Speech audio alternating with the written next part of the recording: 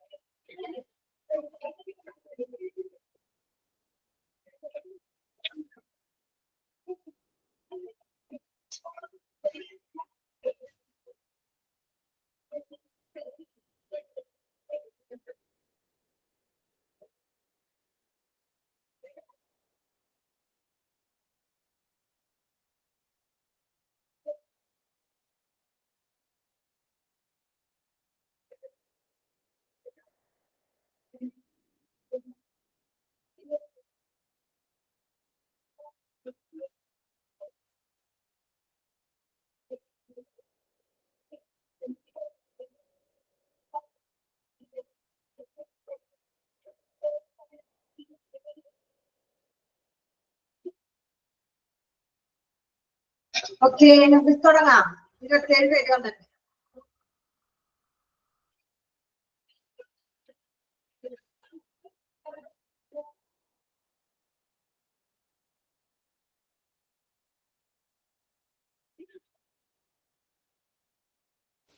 Okay, നമുക്ക് start ചെയ്യാം. എവിടം വരെ എടുത്തായിരുന്നു നമ്മള്?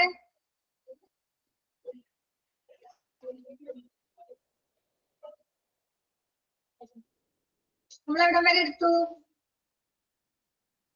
നമ്മുടെ ഇതെല്ലാം കഴിഞ്ഞു. മോഡ് ഓഫ് ട്രാൻസ്ഫർ, ട്രാൻസ്പോർട്ട് കഴിഞ്ഞില്ലേ? കഴിഞ്ഞില്ലേ? ഗ്രൗണ്ട് ട്രാൻസ്പോർട്ടോട്ട് എടുക്കാണ്ട് മിസ്. ഏതാണ് എടുക്കാനുള്ളത്? ഏതാ? Ground transport. ഗ്രൗണ്ട് ട്രാൻസ്പോർട്ട് എടുത്തിട്ടില്ലേ? ഇല്ല മിസ്, ഈ അടുത്ത ക്ലാസ്സിൽ എടുക്കാന്ന് പറഞ്ഞായിരുന്നു. Okay okay okay.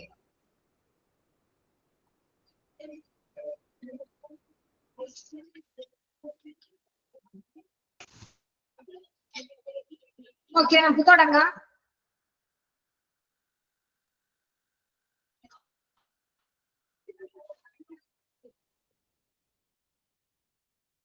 Ground transport എന്താ? ഗ്രൗണ്ട് ട്രാൻസ്പോർട്ട് നോക്കാം. Different types of ambulance are used in this mode of transfer of patients. പേഷ്യൻസിനെ കൊണ്ടുപോകാനായിട്ട് നമ്മൾ പലതരത്തിലുള്ള ട്രാൻസ്ഫർ മോഡ് ഓഫ് ട്രാൻസ്ഫറിനെ കുറിച്ച് പഠിച്ചു. അതിൽ പലതരത്തിലുള്ള ആംബുലൻസ് ഉണ്ട്, ഡിഫറെന്റ് ടൈപ്സ് ഉണ്ട്, വ്യത്യാസപ്പെട്ട ഒരുപാട് ഡിഫറെന്റ് ടൈപ്സ് ആംബുലൻസ് ഉണ്ട്. അത് ഏതൊക്കെയെന്ന് നോക്കാം. ഒന്നാമത്തേത് basic life support ambulance. First one, basic life support ambulance. These ambulances are conditioned with adequate staff and monitoring devices to shift patients without life-threatening conditions, and these can only provide basic life support services. എന്താ പറഞ്ഞേ? ഈ ആംബുലൻസിൽ നമ്മൾ സാധാരണയായ ground ട്രാൻസ്പോർട്ടിനെ കുറിച്ച് പറയണേ. അതില് different types ambulance ഉണ്ട്. First one ആണ് ബേസിക് ലൈഫ്. സാധാരണ ആംബുലൻസ് നമ്മൾ സാധാരണ എല്ലാ ഹോസ്പിറ്റലിലും നോർമലായിട്ട് എന്തെങ്കിലും ഒരു സാധാരണ പേഷ്യൻസിനെ കൊണ്ടുപോകാനായിട്ട് ഉപയോഗിക്കുന്ന ആംബുലൻസ് ആണ് ബേസിക് ലൈഫ് സപ്പോർട്ട് ആംബുലൻസ്. അതിലെന്തുണ്ട്? അതിന്റെ കണ്ടീഷൻ എന്തൊക്കെയാണ്? അതില് മതിയായ സ്റ്റാഫ് ഉണ്ടാവും, കറക്റ്റ് ആയിട്ടുള്ള ഒരു നഴ്സിംഗ് സ്റ്റാഫ് ഉണ്ടാവും, ആൻഡ് മോണിറ്ററിംഗ് ഡിവൈസസ്. നമുക്ക് അതില് പേഷ്യൻസിന്റെ ഫുള്ള് കാരണങ്ങളൊക്കെ കാണാൻ പറ്റും. TPR-ല് പൾസ് റേറ്റ്, റെസ്പിറേഷൻ, അങ്ങനെ എല്ലാ കാര്യങ്ങളും നമുക്ക് ആ മോണിറ്റർ ചെയ്ത് നിരീക്ഷിക്കാൻ പറ്റും. അതുള്ളത് കൊണ്ട് നമുക്ക് എന്ത് ചെയ്യാൻ പറ്റും? ടു ഷിഫ്റ്റ് പേഷ്യൻസിനെ നമ്മൾ ഷിഫ്റ്റ് ചെയ്യുമ്പോൾ വിത്തൗട്ട് ലൈഫ് ത്രെട്ടനിങ് കണ്ടീഷൻസ് എന്ന് വെച്ചാൽ എന്താ?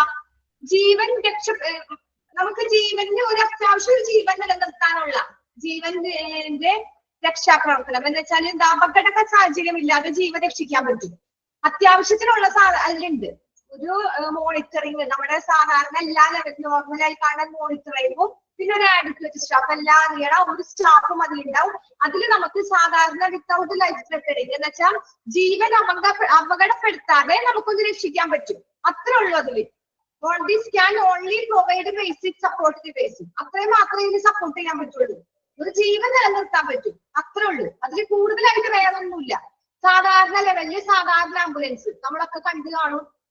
ഇപ്പൊ ചില ഏരിയയിലൊക്കെ ആംബുലൻസ്, റോഡ് സൈഡിലൊക്കെ ആംബുലൻസ് സർവീസ് ഇവിടെ ഉണ്ടെന്ന് പറഞ്ഞ് ബോർഡ് വെച്ചിട്ടുണ്ടാവും. അവിടെ ഒരു 2-3 ആംബുലൻസ് ഒക്കെ അവിടെ കിടക്കേണ്ടത്.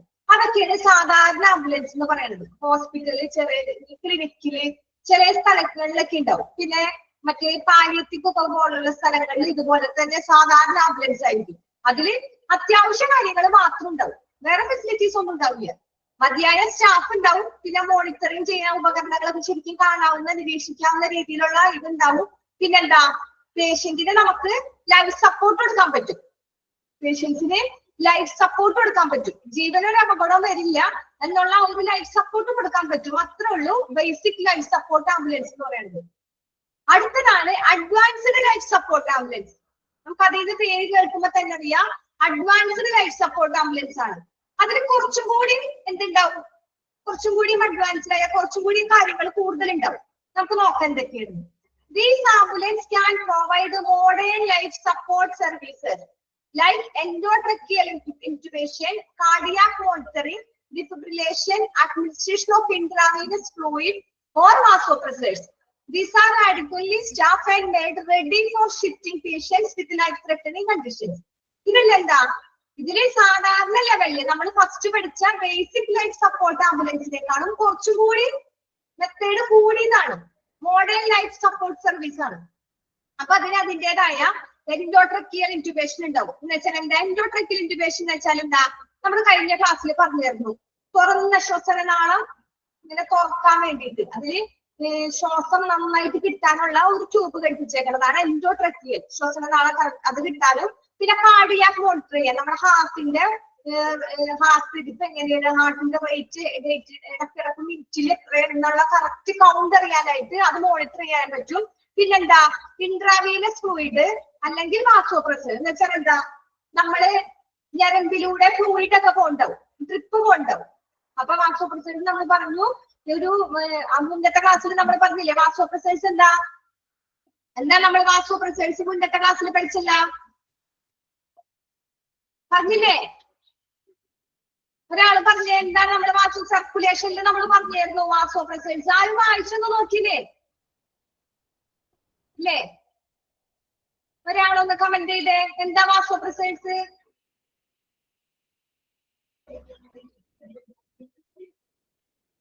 മെഡിസിൻ ആണ്. എന്തിനുള്ള മെഡിസിനാ? ഇടുങ്ങിയതോ അതോ ചുരുങ്ങിയതോ ആയ രക്തക്കുഴലുകൾക്ക്. അങ്ങനെ ബ്ലഡ് സർക്കുലേഷൻ കുറയും, ഇടുങ്ങിയത് അല്ലെങ്കിൽ ചുരുങ്ങും. അപ്പൊ അങ്ങനെയുള്ള വെയിലൊക്കെ വരുമ്പോൾ നമ്മൾ എന്ത് കൊടുക്കും? അപ്പൊ കൊടുക്കണ ഒരു മരുന്നാണ് വാസോപ്രസേഴ്സ് ഉള്ളത്. അപ്പൊ ആ മരുന്ന് നമ്മുടെ ഫ്ലൂയിഡ് പോയിട്ടുണ്ട്, ഞരമ്പിലൂടെ നമുക്ക് എന്തൊക്കെ പോകും? ആംബുലൻസിൽ പേഷ്യൻസ് ഈ ഇൻട്രാവീനസ് ഫ്ലൂയിഡ് പോകുമ്പോൾ വാസോ, അങ്ങനെ മരുന്നുകൾ, അങ്ങനത്തെ ഉള്ള കാര്യങ്ങളൊക്കെ നമുക്ക് ഈ അഡ്വാൻസ്ഡ് ലൈഫ് സപ്പോർട്ട് ആംബുലൻസിൽ കിട്ടും. അപ്പൊ അതൊക്കെ കിട്ടും. പിന്നെന്താ പറഞ്ഞേ, പിന്നെന്താ അതിലുണ്ട്? Defibrillation, administration of intravenous fluid or vasopressor. Defibrillation വെച്ചാൽ എന്താ? ഷോക്ക്, പെട്ടെന്ന് ഷോക്ക് ഒക്കെ ഉള്ളത്. കൗണ്ടർ ഷോക്ക് നമ്മൾ പറഞ്ഞു, എന്തെങ്കിലും ഷോക്ക് ആയ പേഷ്യന്റ്. ഇപ്പൊ ആംബുലൻസിൽ ഇത്തിരി സീരിയസ് ആയ പേഷ്യൻസ് ആയിരിക്കും ആംബുലൻസിൽ പോണത്.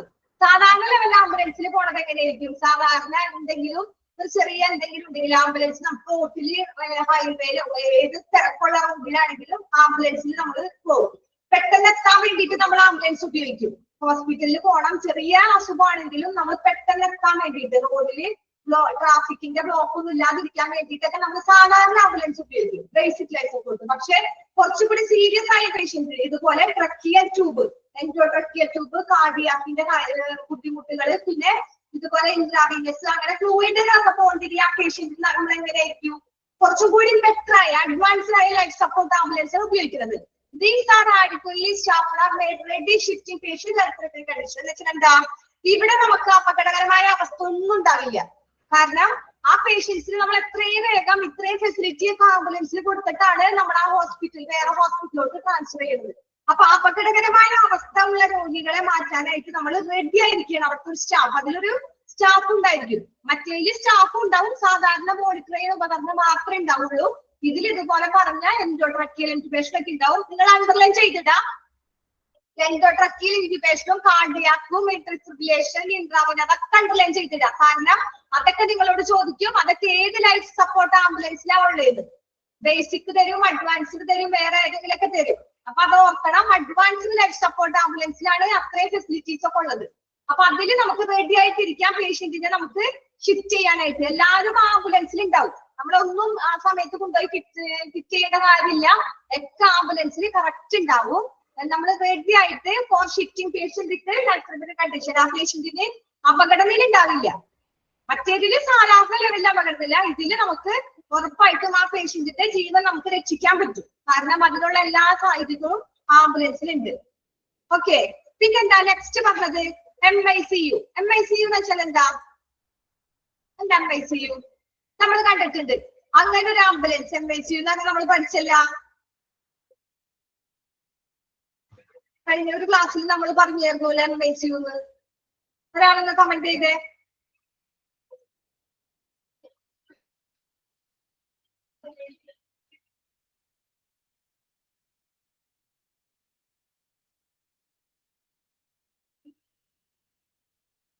അല്ലേ, നിങ്ങൾ എടുക്കണതൊന്നും വായിക്കുന്നില്ലല്ലേ? മൊബൈൽ ഇന്റൻസീവ് കെയർ യൂണിറ്റ് നമ്മൾ ഇതിൽ പഠിച്ചതല്ലേ? മൊബൈൽ നമ്മൾ ആംബുലൻസിന്റെ കാര്യങ്ങളൊക്കെ പഠിച്ചപ്പോ അതിൽ പഠിച്ചില്ലേ? Mobile intensive care unit. നിങ്ങൾ ഇതിന്റെ എല്ലാം ഫുൾ ഫോം ഓർത്തിരിക്കണം. കാരണം നിങ്ങൾക്ക് എക്സാമിന് ഏറ്റവും കൂടുതൽ ഫുൾ ഫോം ചോദിക്കും. ഓക്കെ, അപ്പൊ MICU, these are specialized vehicles with all the equipment and staff to transfer patients who are critically ill and are usually used in combination with specialist retrieval teams in few developed countries. എന്താ ഗുരുതര, നമ്മൾ മറ്റേത് basic സാധാരണ level, കുറച്ചും കൂടി advanced ആയ modern ആയതാണ് advance life support ambulance. അതിലും ഗുരുതരാവസ്ഥയിലുള്ള രോഗികളെ മാറ്റുന്നതിന് എല്ലാ ഉപകരണങ്ങളും, ഭയങ്കര സീരിയസ് ആയ എമർജൻസി ക്രിട്ടിക്കലായ പേഷ്യൻസിനെ എല്ലാവരെയും മാറ്റാനായിട്ട്, രോഗികളെ മാറ്റുന്നതിനുള്ള എല്ലാ ഉപകരണങ്ങളും ജീവനക്കാരും ഉള്ള പ്രത്യേക വാഹനമാണ് MICU എന്ന് പറയുന്നത്. ഓക്കെ, അതിലെന്താ? അത് നമ്മൾ കൂടുതലായിട്ട് ആൻഡ് യൂഷ്വലി യൂസ്ഡ്, അത് ഏറ്റവും കൂടുതലായിട്ട് ഉപയോഗിക്കുന്നത് with specialist retrieval teams to developed countries എന്ന് വെച്ചാൽ പുറത്തുള്ള വികസിത രാജ്യങ്ങളിൽ എല്ലാവരും ടീമായിട്ട് ഒരു നമ്മുടെ ഇതിനേക്കാളും വീണ്ടെടുക്ക എന്താണ് ടീമായിട്ട് ഒരുമിച്ച് വികസിത രാജ്യങ്ങളിലാണ് കൂടുതലും ഇത്. കൺട്രീസ് ഡെവലപ്ഡ് കൺട്രീസിലാണ് ഇത് ഉപയോഗിക്കുന്നത്. അവിടെ സ്പെഷ്യലിസ്റ്റ് റിട്രീവൽ ടീംസ്, അവിടെ സ്പെഷ്യലായിട്ട് അവർക്ക് ഓരോ ടീം ഉണ്ടാവും. അവിടെയാണ് കൂടുതലും ഇത് ഉപയോഗിക്കുന്നത്. പക്ഷെ ദീസ് ആർ സ്പെഷ്യലൈസ്ഡ്, അത് സ്പെഷ്യലായ ഒരു വെഹിക്കിൾസ് ആണ്, ആംബുലൻസ് ആണ്. പിന്നെ അതിലെല്ലാ എക്വിപ്മെന്റും ഉണ്ട്. ഇതിനേക്കാളും കുറച്ചും കൂടി മോഡേൺ ആയതും കുറച്ചും കൂടി അഡ്വാൻസ്ഡ് ആയ എക്വിപ്മെന്റ് ആണ് MICUലുള്ളത്. ഇപ്പൊ നമ്മൾ ഈ പറഞ്ഞത് കൂടാതെ എക്സ്ട്രാ എന്തെങ്കിലും ഉണ്ടാവും. സ്പെഷ്യലൈസ്ഡ് ഹോസ്പിറ്റൽ പോലെ, ഒരു മിനി ഹോസ്പിറ്റൽ എന്ന് പറയാം നമുക്ക് ഈ MICUല്. മിനി ഹോസ്പിറ്റൽ പോലെ. അത് ഇവിടെ നമ്മുടെ അവിടെ ഒക്കെ കുറച്ച് ചുരുക്കമായിരിക്കും. അത് പുറത്താണ്, ഡെവലപ്ഡ് കൺട്രീസിലാണ് കൂടുതലായിട്ട് അത് കാണപ്പെടുന്നത്. ഓക്കെ, നമുക്ക് ഗ്രൗണ്ട് ട്രാൻസ്പോർട്ടിൽ ഇതിൽ വരുന്ന ക്വസ്റ്റ്യൻസിൽ ഓരോന്നും എന്താണെന്നുള്ളത് അറിഞ്ഞിരിക്കാം. ബേസിക് ലൈഫ് സപ്പോർട്ടിന്റെ കാര്യങ്ങള് അതിലൊന്നും പ്രധാനമായിട്ടൊന്നുമില്ല. കണ്ടീഷൻ ഒരു വിത്ത് ആഡിറ്റീവ് സ്റ്റെപ്പ്, സാധാരണ നോർമൽ ആയിട്ടുള്ളത് അതറിഞ്ഞാൽ മതി. രണ്ടാമത്തേല് കുറച്ച് പോയിന്റ് ഉണ്ട്, അഡ്വാൻസ്ഡ് ലൈഫ് സപ്പോർട്ട് ആംബുലൻസ്. അതാണ് നമ്മളുടെ ഇതിലൊക്കെ നമ്മുടെ വെന്റിലേഷൻ ആംബുലൻസ് എന്നൊക്കെ പറയില്ലേ, ആംബുലൻസ് കിട്ടിയാണോ വെന്റിലേഷൻ ആംബുലൻസ് തന്നെ വേണം എന്നൊക്കെ പറയുന്നതാണ് ഈ അഡ്വാൻസ്ഡ് ലൈഫ് സപ്പോർട്ട് ആംബുലൻസ് എന്ന് പറയുന്നത്. ഹോസ്പിറ്റലിൽ നമ്മളൊരു പേഷ്യന്റിനെ കൊണ്ടുപോകുമ്പോ ICUല് വെന്റിലേറ്ററിൽ ഇടാൻ പോണ പേഷ്യന്റ് ആണെങ്കിലും നമ്മൾ എന്ത് പറയൂ, ആ പേഷ്യന്റിന്റെ വേറെ ഹോസ്പിറ്റലിലോട്ട് കൊണ്ടുപോകണമെങ്കിൽ ആ പേഷ്യന്റിന് ആംബുലൻസിൽ വെന്റിലേഷൻ ഉണ്ടായിരിക്കണം. അതിനുള്ള എല്ലാ കാര്യങ്ങളും ഉള്ളതാണ് അഡ്വാൻസ്ഡ് ലൈഫ് സപ്പോർട്ട് ആംബുലൻസ്. അതാണ് നമ്മുടെ ഇവിടെ കൂടുതലും എമർജൻസി കേസിൽ കൊണ്ടുപോകുന്നത്. MICU എന്ന് പറയുന്നത് ഇതിനേക്കാളും കുറച്ചും കൂടി മോഡേൺ ആയിട്ടാണ്, സ്പെഷ്യലൈസ്ഡ് വെഹിക്കിൾസ് ആണ്. ഓക്കെ, അപ്പൊ അതിലൊന്നും ഡെവലപ്ഡ് കൺട്രീസിൽ കൂടുതലും ഉപയോഗിക്കുന്നത് MICU ആണ്. അതിലൊന്നും വേറെ ഒന്നും ക്വസ്റ്റ്യൻസ് വരാനില്ല. രണ്ടാമത്തേൽ അഡ്വാൻസ്ഡ് ലൈഫ് സപ്പോർട്ട് ആംബുലൻസിന്റെ പറഞ്ഞ കാര്യങ്ങളൊക്കെ ഡിഫിബ്രിലേഷനും വെന്റിലേറ്റർ ഇൻറ്റുബേഷനും ഒക്കെ അണ്ടർലൈൻ ചെയ്തില്ല. MICയുടെ ഫുൾ ഫോം എല്ലാവരും ഓർത്തിരിക്കുക. ഓക്കെ, നെക്സ്റ്റ് എയർ ട്രാൻസ്പോർട്ട് എടുക്കട്ടെ.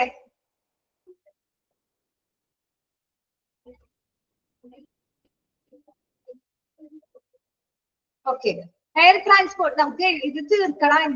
ഇന്ന് ഫുള്ള് 2 അവറും ഞാൻ തന്നെ ആയിരിക്കും. കണ്ടിന്യൂസ് ആയിട്ടില്ല, നിങ്ങൾക്ക് കുറച്ച് ബ്രേക്ക് ഒക്കെ കിട്ടും. മറ്റേ ആദ്രമില്ല. ഓക്കെ, എയർ ട്രാൻസ്പോർട്ട് എന്താണ്? Air transport, the use of air transport has been increasing in developed countries because of advantage of swift transport by including specialized medical care. There has been an improved prognosis of patients with trauma, severe myocardial infarction and serious stroke owing to rapid provision of suitable medical care by the use of air transport. എന്താ പറഞ്ഞേ? Air transport എന്ന് പറഞ്ഞപ്പോൾ തന്നെ നമുക്ക് മനസ്സിലായി നമ്മുടെ അവിടെ air transport വലിയ അത്യാവശ്യം.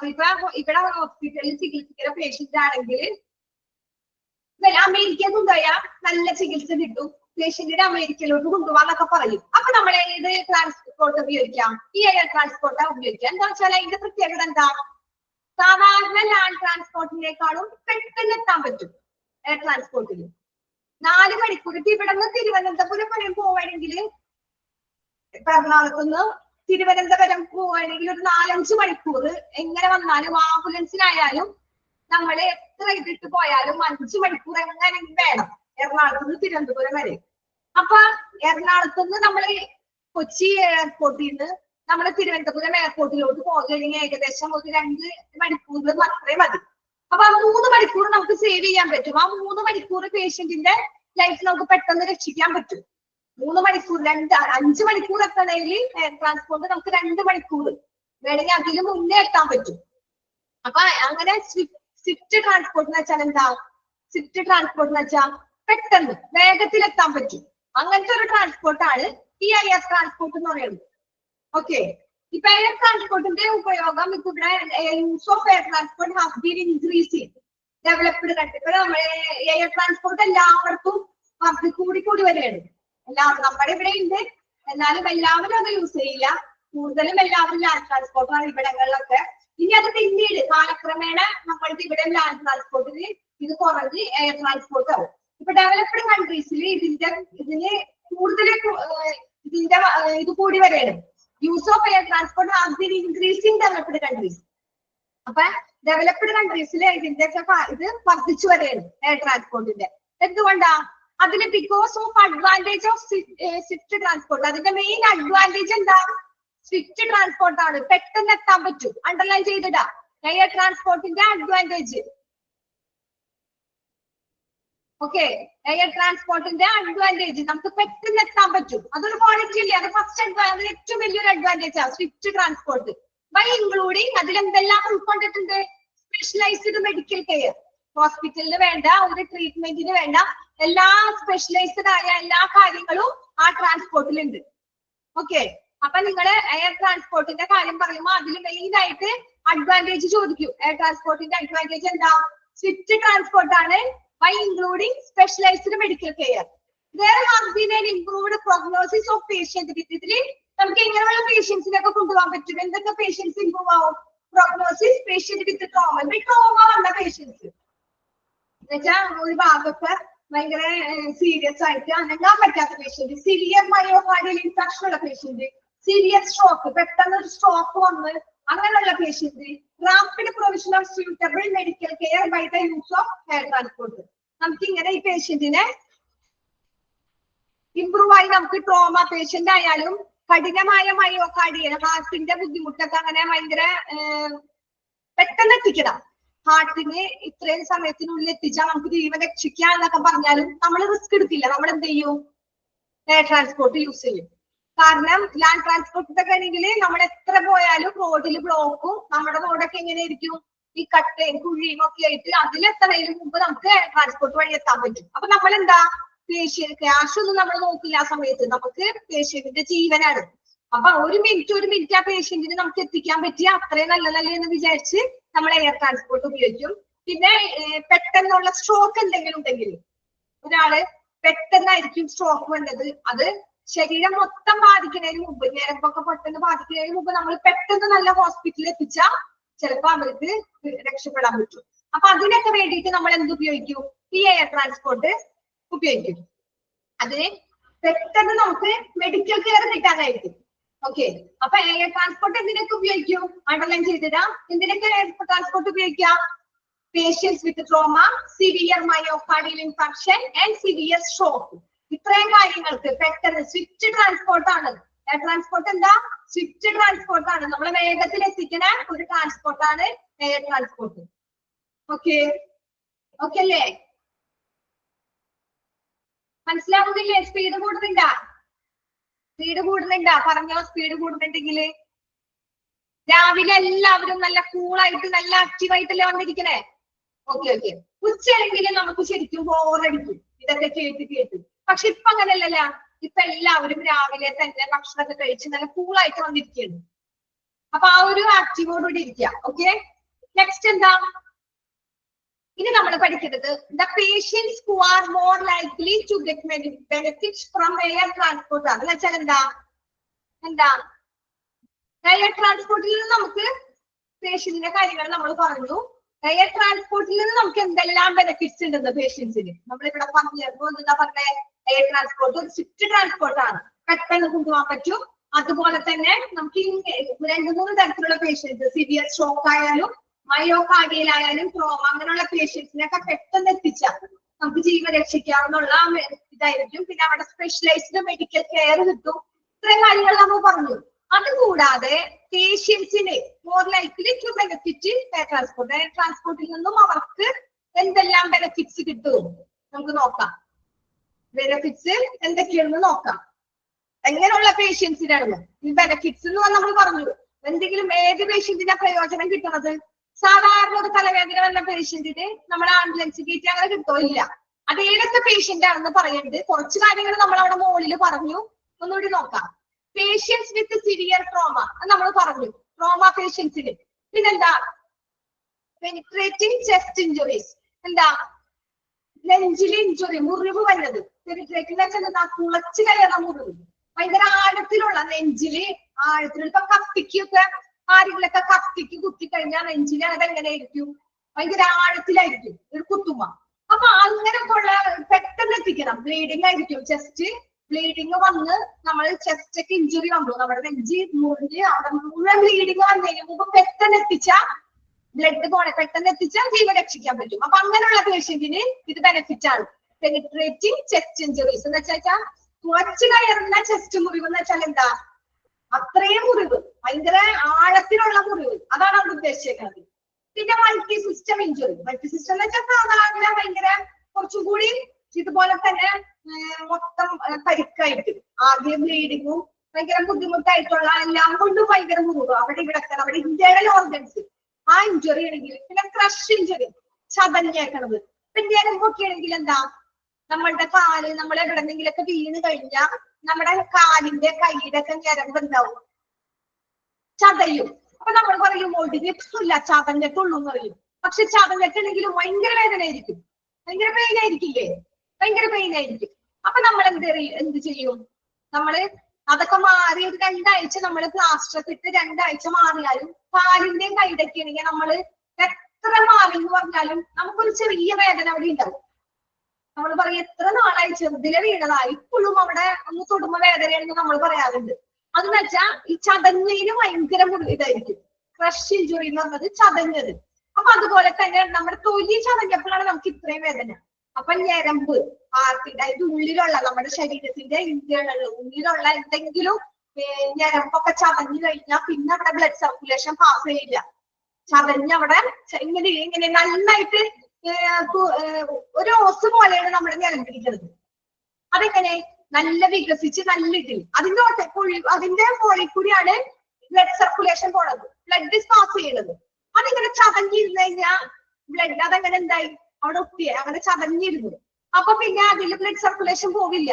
അപ്പൊ അങ്ങനെയുള്ള പേഷ്യന്റിന് ഭയങ്കര ബുദ്ധിമുട്ട് വരും. പിന്നീട് അത് കോമ സ്റ്റേജ് ആവാം. അങ്ങനെ എന്തെങ്കിലൊക്കെ ഒരു ഭാഗം തളർന്ന് പാരലൈസ് ആവാനൊക്കെ സാധ്യതയുണ്ട്. അപ്പൊ അങ്ങനെയുള്ള പേഷ്യന്റിനെ നമ്മൾ പെട്ടെന്ന് എത്തിച്ചു കഴിഞ്ഞാൽ ആ ബ്ലഡ് എന്ന സാധനം ഇത്രയും സമയം കഴിഞ്ഞാൽ ക്ലോട്ട് ആവും. അപ്പൊ അത്രയും സമയം ക്ലോട്ട് ആവണതിന് മുമ്പ് അത് പെട്ടെന്ന് എത്തിക്കാൻ വേണ്ടി നമ്മൾ എന്ത് ചെയ്യും? ഇഞ്ചുറി ക്രഷ് ഇഞ്ചുറി ഉണ്ടെങ്കിൽ നമ്മൾ ഈ എയർ ട്രാൻസ്പോർട്ട് യൂസ് ചെയ്യാം. പിന്നെ പേഷ്യന്റിന്റെ അൺസ്റ്റേബിൾ റൈറ്റ് സൈഡ് എന്ന് വെച്ചാൽ എന്താ? അൺസ്റ്റേബിൾ റൈറ്റ് സൈഡ് എന്ന് വെച്ചാല് പേഷ്യന്റിന് കുറച്ച് ജീവനുണ്ട്. നമ്മൾ ലക്ഷണം കണ്ട് വൈറ്റൽ സൈൻസ് നമ്മൾ പേഷ്യൻസിന്റെ ജീവലക്ഷണങ്ങൾ എന്താ പറയാ? സ്റ്റേബിൾ അല്ല പേഷ്യന്റ്, നേരെ നിൽക്കണില്ല, പേഷ്യന്റ് ഭയങ്കര ഇങ്ങനെ കിടക്കുകയാണ്. അപ്പൊ നമ്മൾ വിചാരിക്കും പേഷ്യന്റ് ആകെ തളർന്ന്. നമ്മൾ ലക്ഷണം കണ്ട് പറയുന്നു കുറച്ച് ജീവനുണ്ട്, പെട്ടെന്ന് എത്തിച്ചു കഴിഞ്ഞാൽ നമുക്ക് ആ പേഷ്യന്റിന്റെ ജീവൻ രക്ഷിക്കാം. അങ്ങനെയുള്ള പേഷ്യന്റിനൊക്കെ ഇത് ബെനിഫിറ്റ്സ് ആണ്. ഓക്കെ, അപ്പൊ trauma patients penetrating chest injury, multi system injury. ഇഞ്ചുറിയിൽ പറയുന്നതാണ് ചെസ്റ്റ് ഇഞ്ചുറി, തുളച്ചു കയറുന്ന ചെസ്റ്റ് ഇഞ്ചുറി, മൾട്ടി സിസ്റ്റം, പിന്നെ ക്രഷ് ഇഞ്ചുറി, മുറിഞ്ഞിട്ടുള്ള ചതഞ്ഞിട്ടുള്ള മുറിവുകൾ, പിന്നെ പേഷ്യൻസിന്റെ അൺസ്റ്റേബിൾ, സ്റ്റേബിൾ അല്ല, അങ്ങനെ പേഷ്യന്റ് നിൽക്കുന്നില്ല, വീഴാനൊക്കെ പോകുന്നു, കുറച്ച് ഇതേ ഉള്ളൂ. അപ്പൊ അങ്ങനെയുള്ള പേഷ്യൻസിനൊക്കെ നമ്മൾ പെട്ടെന്ന് എത്തിക്കാൻ വേണ്ടി എയർ ട്രാൻസ്പോർട്ട് ഉപയോഗിക്കാം, അവർക്ക് ഉപയോഗിക്കാം. പിന്നെന്താ? Patients with acute coronary syndrome in crucial need of resuscitation. പിന്നെന്താ? Procedure cardiac tamponade with hemodynamic compromise, cardiogenic shock in need of intra-aortic balloon, pump, other assisted devices. എന്താ പറഞ്ഞേ? അതിന് കുറച്ച് കാര്യങ്ങൾ പറഞ്ഞിട്ടുണ്ട്. റിവാസ്കുലറൈസേഷൻ എന്താ? പേഷ്യൻസിന് പെട്ടെന്ന് എന്തെങ്കിലും പെട്ടെന്ന് ഒരു അക്യൂട്ട് കൊറോണറി സിൻഡ്രോം എന്ന് വെച്ചാൽ പെട്ടെന്ന് പേഷ്യന്റിന് വന്നു, അതിൽ എന്തൊക്കെയാണ് നോക്കാം നമുക്ക്. റിവാസ്കുലറേഷൻ എന്ന് വെച്ചാൽ എന്താ? റിവാസ്കുലറേഷൻ എന്താ? നമ്മൾ ഇതിന് മുമ്പ് പറഞ്ഞായിരുന്ന ഇല്ലല്ലേ? ആദ്യമായിട്ട് പറഞ്ഞ റിവാസ്കുലറൈസേഷൻ എന്ന് വെച്ചാല് നമ്മുടെ ബ്ലഡ് പോണ ധമനിയില്ലേ, ധമനി എന്ന് പറഞ്ഞാൽ നമ്മൾ സിരകള്, ധമനികള്, നമ്മൾ സ്കൂളിൽ പഠിച്ചിട്ടുണ്ടാവും, സിരകളും ധമനികളും. ആ ബ്ലഡ് പോണ ആ സിരകളിലോ ധമനികളിലോ ഒക്കെ എന്ത് ചെയ്യും? രക്തോട്ടം കുറയും, രക്തം നന്നായി പാസ് ചെയ്യണില്ല, രക്തം ഇങ്ങനെ തങ്ങി പതുക്കെ നിൽക്കുകയാണ്. അപ്പൊ നമ്മൾ എന്ത് ചെയ്യും? അതിനെ നമ്മൾ പമ്പ് ചെയ്യാനായിട്ട്, പുനഃസ്ഥാപിക്കാനായിട്ട്, രക്തം ബ്ലഡ് സർക്കുലേഷൻ ആ ഞരമ്പിലൊക്കെ നല്ലോണം പോവാനായിട്ട് നമ്മൾ ഇത് ചെയ്യും. അതിന് അടിയന്തര വാസ്കുലറൈസേഷൻ എന്താ പറയാ? അപ്പൊ നമ്മൾ കൊടുക്കണ ഒരു ഇതാണ് റിവാസ്കുലറൈസേഷൻ. റിവാസ്കുലറൈസേഷൻ എന്താ? റിവാസ്കുലറൈസേഷൻ, അടിയന്തര വാസ്കുലറൈസേഷൻ. ആ സമയത്ത് ബ്ലഡിലൊക്കെ ഞരമ്പിലൊക്കെ നമ്മളിപ്പോ എന്തെങ്കിലും മുറിവ് വന്നു കഴിഞ്ഞാൽ പതുക്കെ അവിടെയുള്ള ബ്ലഡ് എന്താവും? ക്ലോട്ട് ആവും. ക്ലോട്ട് ആയി കഴിഞ്ഞാൽ പിന്നെ അവിടെ ബ്ലോക്ക് ആയി, പിന്നെ ബ്ലഡ് പാസിങ് അങ്ങോട്ട് പോവില്ല. അവിടെ ബ്ലഡ് പാസിങ് പോയില്ലെങ്കിൽ നമ്മുടെ അവയവങ്ങൾ പിന്നെ വർക്ക് ചെയ്യില്ല. അപ്പൊ അവിടെ ബ്ലഡ് പാസിങ് പോവാണ്ടിരിക്കുമ്പോ നമ്മൾ എന്ത് ചെയ്യും? റിവാസ്കുലറൈസേഷൻ ചെയ്യും. എന്ന് വെച്ചാൽ അടിയന്തരമായിട്ട് ഒരു വാസ്കുലറൈസേഷൻ ചെയ്യും, അപ്പൊ അതിനെ പുനഃസ്ഥാപിക്കും. അതാണ് റിവാസ്കുലറൈസേഷൻ പ്രൊസീജിയർ. അങ്ങനെ ചെയ്യാം. പിന്നെ കാർഡിയാക് ടാംബുണൈറ്റ്. കാർഡിയാക് ടാംബുണൈറ്റ് എന്ന് വെച്ചാൽ എന്താ? അതെന്ന് വെച്ചാല് നമ്മൾക്ക് എന്തെങ്കിലും ചെസ്റ്റിന് ബുദ്ധിമുട്ട് വരുമ്പോൾ നമ്മൾ എന്താ ചെയ്യുക? പേഷ്യന്റിനെ നെഞ്ചിന് അവർക്ക് ഹാർട്ട് അറ്റാക്ക്, പെട്ടെന്ന് ഹാർട്ട് അറ്റാക്ക് ഒക്കെ വരുമ്പോൾ ഡോക്ടർമാർ ആ നെഞ്ചിലിട്ട് ഇരിക്കുന്ന ആളുണ്ട് നമ്മൾ ആയിരിക്കും. അപ്പൊ അങ്ങനെയുള്ള കാര്യങ്ങള് വിത്ത് ഹീമോഡൈനാമിക് കോംപ്രമൈസ്, കാർഡിയോജനിക് ഷോക്ക്, ഇങ്ങനെയൊക്കെയുള്ള പേഷ്യൻസിന് ഇൻട്രായോട്ടിക് ബലൂൺ പമ്പ് എന്ന് വെച്ചാൽ എന്താ? ഇൻട്രായോട്ടിക് ബലൂൺ പമ്പ് എന്ന് വെച്ചാല് രക്തം പമ്പ് ചെയ്യുമ്പോൾ അത് തന്നെയാണ് നമ്മൾ ഇവിടെ വാസ്കുലറൈസേഷൻ പറഞ്ഞില്ലേ, ബ്ലോക്ക് തീർക്കാനായിട്ട് നമ്മൾ എന്ത് ചെയ്യും? അടിയന്തര വാസ്കുലറൈസേഷൻ ചെയ്യും. എന്ന് വെച്ചാൽ നമ്മൾ അതിന്റെ ബ്ലഡ് പാസ് ചെയ്യാനുള്ള പമ്പ് ചെയ്യും.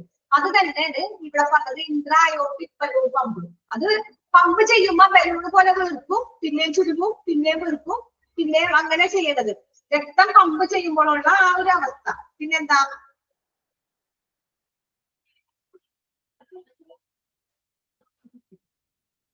ഇതിലേതാ പറയാത്തത്? കാർഡിയാക് ടാംബുണൈഡ് എന്താ?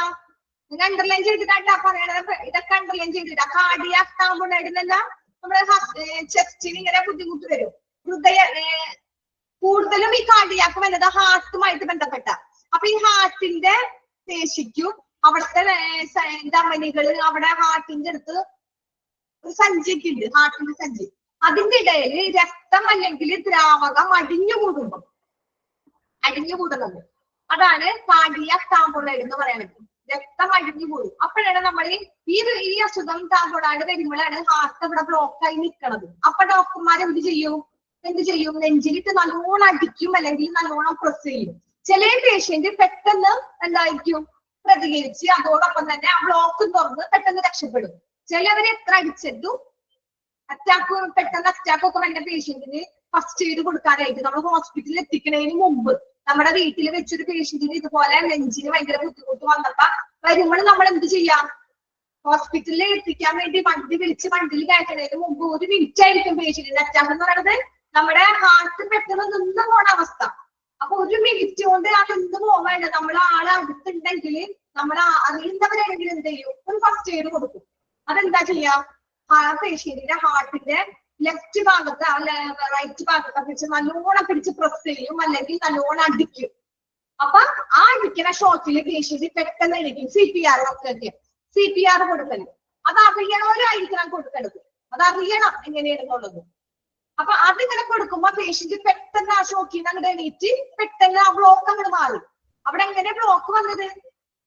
എന്താ? രക്തം അല്ലെങ്കിൽ ദ്രാവകം അവിടെ കട്ട പിടിച്ച് കിടക്കുക. അങ്ങനെയാണ് ബ്ലോക്ക് വന്നത്. നമ്മൾ അറിയണില്ല. ഇന്റേണൽ അല്ലേ?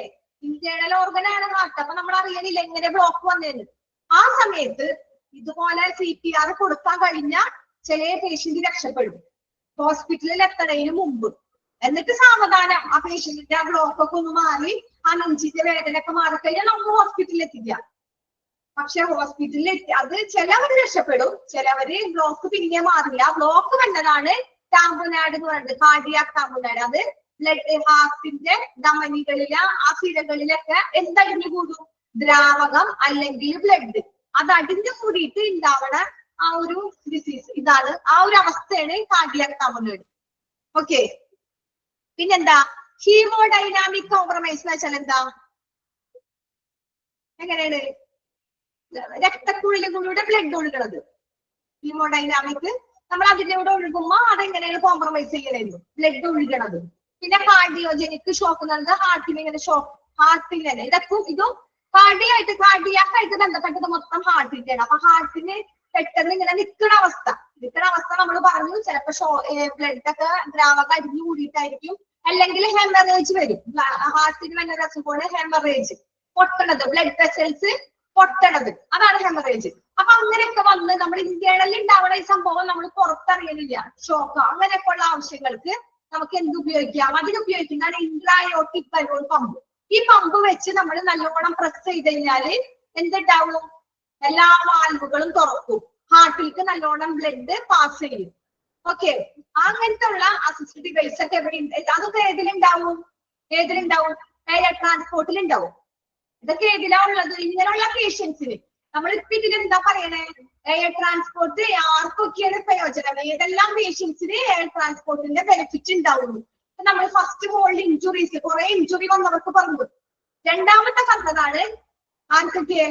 റിവാസ്കുലറൈസേഷൻ പ്രൊസീജിയർ ഉള്ളവർക്ക്, കാർഡിയാക് ടാംബുനാഡ് ഉള്ളവർക്ക്, ഹീമോഡൈനാമിക് കോംപ്രമൈസ്, കാർഡിയോജനിക് ഷോക്ക്, ഇങ്ങനെയുള്ളവർക്ക് നമുക്ക് ആവശ്യമാണ് ഇൻട്രാ അയോട്ടിക് ബലൂൺ പമ്പ്. അത് അണ്ടർലൈൻ ചെയ്യാ. Intra Arctic balloon pump underline ചെയ്താ. അത് ഹൃദയത്തിൽ നിന്നുള്ള രക്തയോട്ടം നിയന്ത്രിക്കുന്ന ഒരു ഉപകരണമാണ്. ആ ഉപകരണം ഉപയോഗിച്ച് അതൊരു ഡിവൈസ് ആണ്. അണ്ടർലൈൻ ചെയ്തിടാ. ഇങ്ങനെയുള്ള ഏതെങ്കിലും ഒരു അസുഖം നിങ്ങൾക്ക് എടുത്തിടൂ. നമ്മൾ കേൾക്കാത്തത് കാർഡിയാക് ടാംബുനാഡ് എന്ന് പറയുമ്പോൾ നമുക്കറിയാം. ടാംബുനാഡ് കേട്ടിട്ടില്ലെങ്കിൽ കാർഡിയാക് നമുക്കറിയാം. ചെസ്റ്റില് ഹാർട്ടിന്, നമ്മുടെ ഹാർട്ടിന് എന്തെങ്കിലും ബുദ്ധിമുട്ടാണ്, ഹാർട്ടിന്റെ ആയിട്ട് അസുഖപ്പെട്ടാണ്. ഇതിനൊക്കെ കൂടി നമ്മൾ എന്താ ചെയ്യണേ? ഇൻട്രാ ആർട്ടിക് ബലൂൺ പമ്പ് അല്ലെങ്കിൽ വേറെ ഏതെങ്കിലും അതിനെ അസിസ്റ്റ് ചെയ്യണ വേറെ ഏതെങ്കിലും ഡിവൈസ് വെച്ച് രക്തയോട്ടം നിയന്ത്രിക്കും. ഓക്കെ. അത് അണ്ടർലൈൻ ചെയ്തിടാ. റിവാസ്കുലറൈസേഷൻ അണ്ടർലൈൻ ചെയ്തിടാ. ചിലപ്പോ അതായിരിക്കും ചോദിക്കണേ. ഒരു പേഷ്യന്റിന് അടിയന്തരമായിട്ട് ഒരു വാസ്കുലറൈസേഷൻ വന്നു കഴിഞ്ഞാൽ അതിന്റെ പ്രൊസീജിയർ ആയിട്ട് നമ്മൾ എന്താ ചെയ്യാം? അപ്പൊ 2-3 ഇൻസ്ട്രുമെന്റ് കൊടുത്തു കഴിഞ്ഞാൽ നിങ്ങൾക്ക് അറിയണം അത് intra aortic balloon pump. Okay. പിന്നെ കാർഡിയോജനിക് ഷോക്ക്. ഈ അസുഖങ്ങൾ എല്ലാ അസുഖങ്ങൾ പറഞ്ഞു. Revascularisation procedure, cardiac tamponade, haemodynamic, cardiogenic shock. ഇതിനെല്ലാത്തിനും കൂടിയും ആവശ്യമുള്ളത് എന്താ? ഇൻട്രാ അയോട്ടിക് ബലൂൺ പമ്പ് അല്ലെങ്കിൽ അങ്ങനെ ഡിവൈസ്, ഹൃദയത്തിൽ നിന്നുള്ള രക്തയോട്ടം നിയന്ത്രിക്കാനായിട്ട്. ഓക്കെ. ഓക്കെ അല്ലേ? നെക്സ്റ്റ് മൂന്നാമത്തെ പോയിന്റ് എന്താ? Patients due to receive organ transplant. എന്താ?